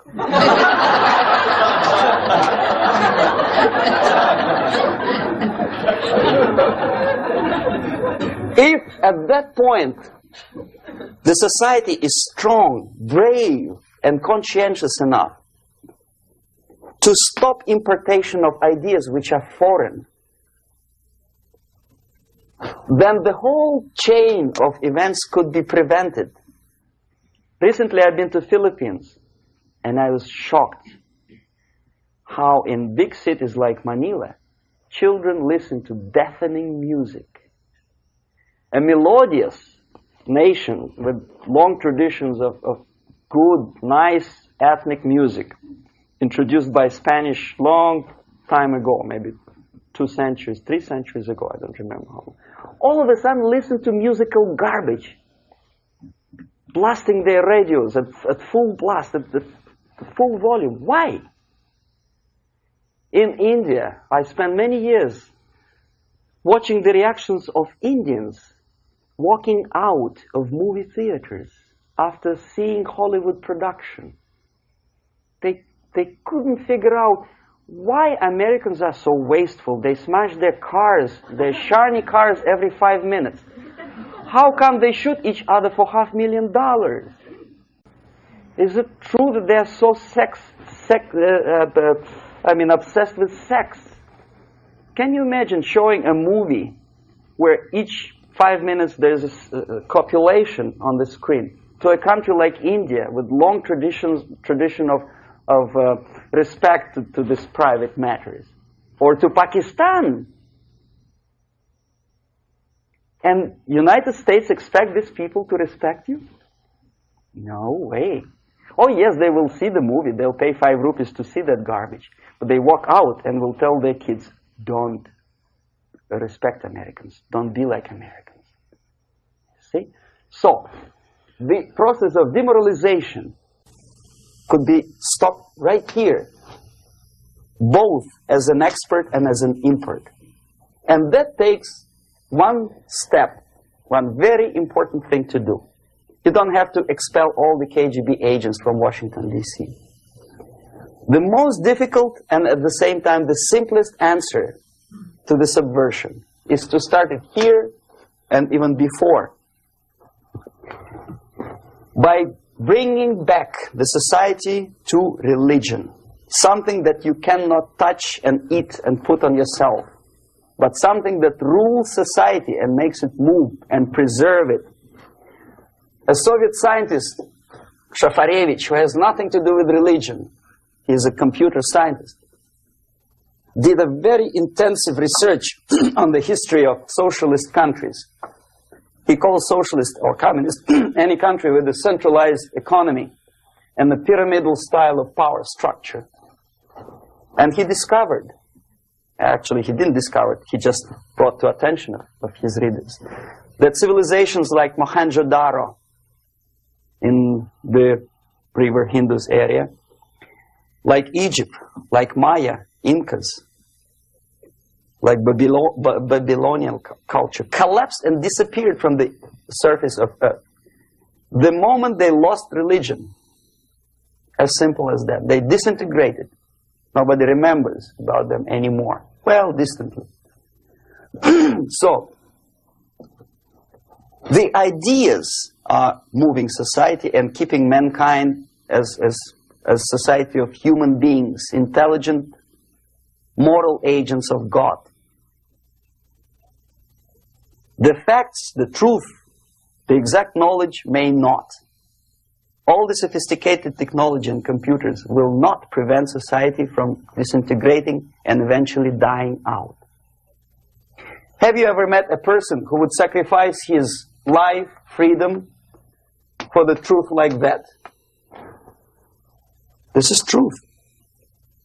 I never met a person who said, this is truth and I'm ready to shoot me. To defend the truth. Right? But millions sacrifice their life, freedom, comfort, everything for things like God. Like Jesus Christ. It's an honor. Some martyrs in the Soviet concentration camp died. And they died in peace. Unlike those who shouted, "Long live Stalin," knowing perfectly well that he may not live long. Something which is not material moves society and helps it to survive.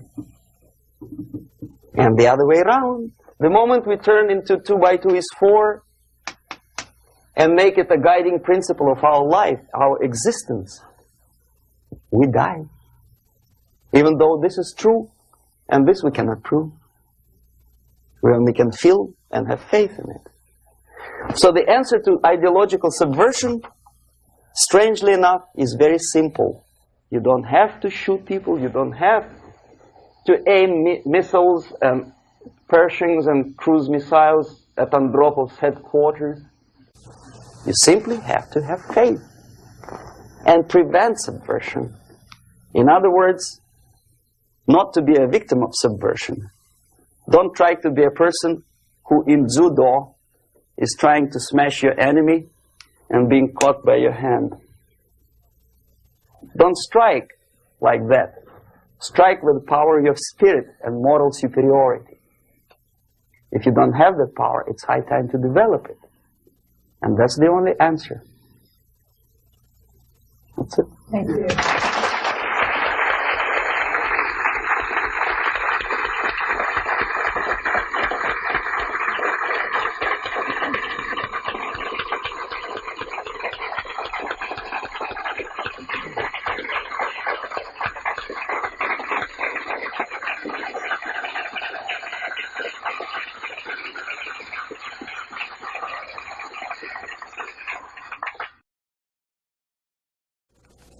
Can you describe how a concept is formulated, turned into propaganda, and then ends up on someone's bumper sticker or in a newspaper? What's the step-by-step process?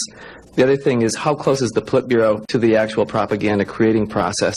And finally, the 007 incident was notable in the fact that it took a long time before the Soviets responded to it, and then the military took the lead in terms of explaining what had happened rather than the political organs. And I wanted to know why that actually happened. Okay. Now, the propaganda concepts are not being developed. They had been developed long time ago. There's nothing basically new in the concept of overall propaganda methods and goals. The ultimate goal, however ridiculous it may sound, or primitive or simplistic, is the world domination. Many experts in foreign policy would ridicule my opinion, but this is what it is. I saw it with my own eyes. I was a part of that. So, and my father was, I think I mentioned that before, he was an inspector of land forces. He traveled all over the world where the Soviet troops were stationed. So he knows perfectly well that the troops are not stationed there to collect harvests for Cubans or to help Afghanis to develop the hordes of cattle or goats. They are there for one purpose: world domination. The concepts, the immediate issues or problems are created, of course, for propaganda purposes, and they end up as a bumper stickers probably not long, it takes really short period of time.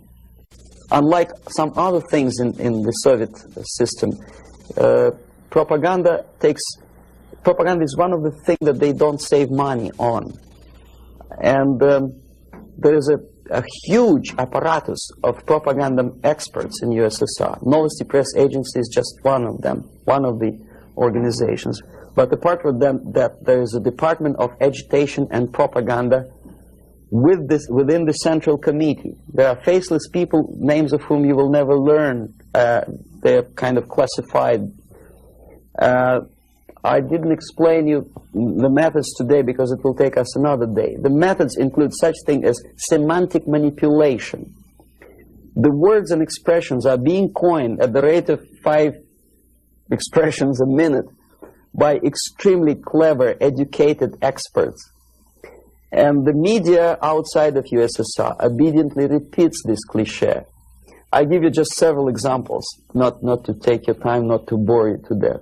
Okay, I mentioned one thing, United Nations. The expression was invented by the Soviet propaganda experts, not by Americans. We know perfectly well it's not united, and it has nothing to do with nations. More than half of the delegations in UN do not represent any nation at all. They are disunited, obviously. The United Nations had not been able to solve a single military conflict. Nowhere in the world.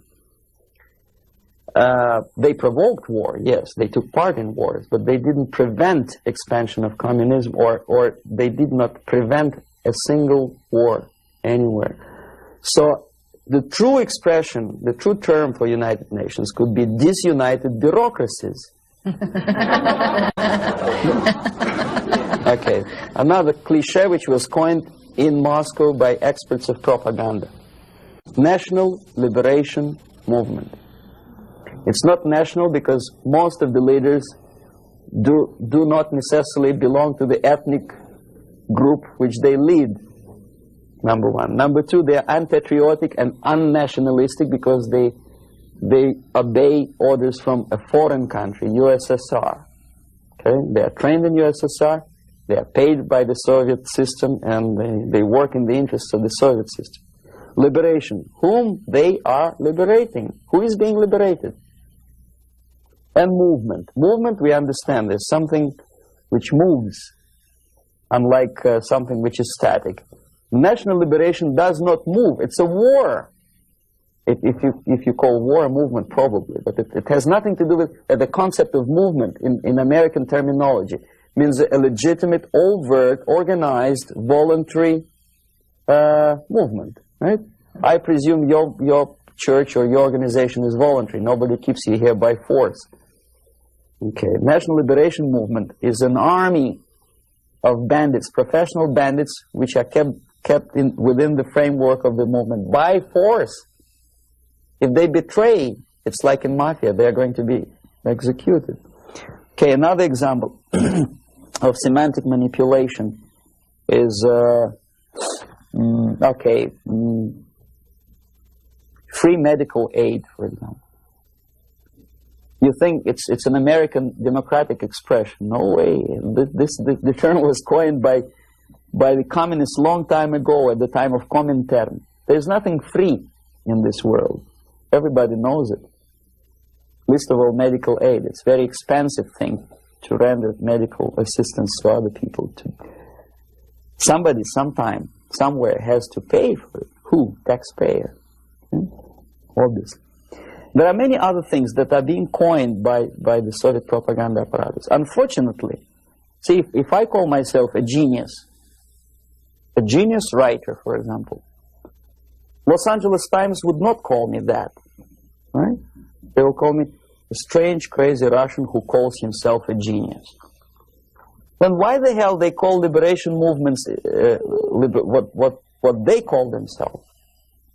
Just because they are many? The logic is twisted. The stickers on the bumpers, I don't know. It depends on the ability of local forces to toe the foreign policy. How close is Politburo to implementation of propaganda actions? Very distant. See, Politburo is a group of self-imposed dictators. They don't really decide anything. The only objective of their existence and their life and their struggle is to stay in power. Unlike American politician who has two objectives: first, to be elected, and second, to be re-elected. The Soviet politician doesn't have the first objective. He does not have to be elected. He just makes his way in the party structure all the way up. Re-election doesn't bother him at all. So the only purpose of his life is to stay where he is and don't rock the boat. They don't make decisions. The decision-making level are the faceless group of experts, as I tried to explain to you. And the Politburo gives only the basic directions, what to be done, and the obedient servants of the highest caliber intellectuals are dutifully developing these things. Some independently thinking progressive academics in the United States think that come socialism they will be able to preserve their integrity and independence. It's wishful thinking. They will become obedient servants of the system that they are trying to force upon you. The Korean airliner incident, from my viewpoint, is not an incident at all. I believe it's a carefully planned and premeditated provocation. I'm not sure whether they did it. They killed 268 people just to get rid of Larry McDonald, but it's feasible. I wouldn't be surprised if they killed more than 60 million of their own men just to implement rotten ideas of Marx and Engels. You know, what would 268 people matter? Second, it is not a military blunder, and the order was not given by military. Never a single military officer of the highest caliber will take responsibility to shoot a civilian airliner. My father was an officer of general staff of the Soviet Army. I know perfectly well what I'm talking about. No officer would take responsibility. He'll be shot tomorrow. Are you kidding? The order was given by a civilian, by party apparatchik of the highest caliber, and I wouldn't be surprised it was Andropov.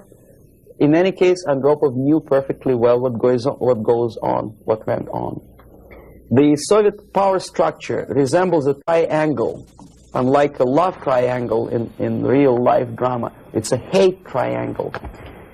The seats of power are party, Communist Party, the elite, of course, not the rank and file party, but the top of the pyramid. The KGB and the military, they hate each other, and each of them hate the other two. The most powerful is the party. This is the real power. The army and the KGB supposedly are servants of the party and the tools, the instruments of their power. But in fact, sometimes they are the power themselves. Andropov belongs to the most hated triangle, the KGB. My father hated KGB because he was military. Both of them, KGB and military, hate the party. Why? Because unlike in the United States, the party is the most adventuristic people. They want to invade countries. They give the orders for all kinds of adventures outside of USSR borders. They know perfectly well that comes war, they will go to bunkers and eat caviar and enjoy life, whereby military will burn in flames of nuclear war. Marshal Grechko was against invasion into Czechoslovakia because he knew that he will have to demoralize his army. And the first two divisions, after facing the reality and seeing that Czechoslovakia is not being invaded by Americans, will get corrupted. So you have to replace them with other two divisions. And if you stay long enough, you will corrupt the whole Soviet army. He said, no, don't invade Czechoslovakia. But Comrade Brezhnev said, who the hell they are? They think they deserve more sausages and butter. So show them tanks. So he did, he obeyed. The KGB and the army sometimes are in cahoots against the party. The recent rumor that Andropov was shot by son of Brezhnev is an indication that the other two corners of the power structure were really sick and tired of the Andropov's KGB purges. You know, there were purges. Many people lost their jobs, and some were arrested, and some committed suicide in the span of some 10 months since Andropov was sentenced to power. So that gives you an idea of the Korean airliner incident is premeditated provocation to create an international tension, because the only power on earth which is interested in provoking conflicts and preserving tension is the Soviet junta. That's the only justification of them being in power. If there is no enemy outside, they have to create him. If there is no war, they have to provoke it, to scare the hell out of taxpayers inside, and to keep themselves in power. There are so many theories. One of them is expressed by, I wouldn't say a friend of mine, but I know him. There's another defector, Nikolai Khokhlov, who defected long time before I even joined KGB. He was also a KGB in Western Europe. Now he teaches psychology in one of California universities. He thinks that the Soviet Union developed an ESP, would you believe it, system of influencing the perception and minds of people. And the generators of ESP willpower can be focused on individuals and groups of individuals so efficiently that you can literally focus that beam or whatever it is on a pilot or two pilots or three pilots and convince them that actually they are flying on the safe territory, so there is no need, you can convince them that there is no need to contact the ground-based station, and you can artificially draw the plane by brainwave into the Soviet airspace. Whether it is true or not, I don't know. But I know one thing, that when I was a student and I graduated from Oriental Studies Institute, one of my friends, he was an extremely intelligent Jewish boy. He graduated from the mathematical department of Moscow State University. After 3 years, I returned from India for vacation, and I met him in the during the reception at the Academy of Science, and I said, "What are you doing here?" He said, "I'm working in a secret research bureau." You know, the secret, which means basically defense industry. They don't have addresses, they have post box numbers.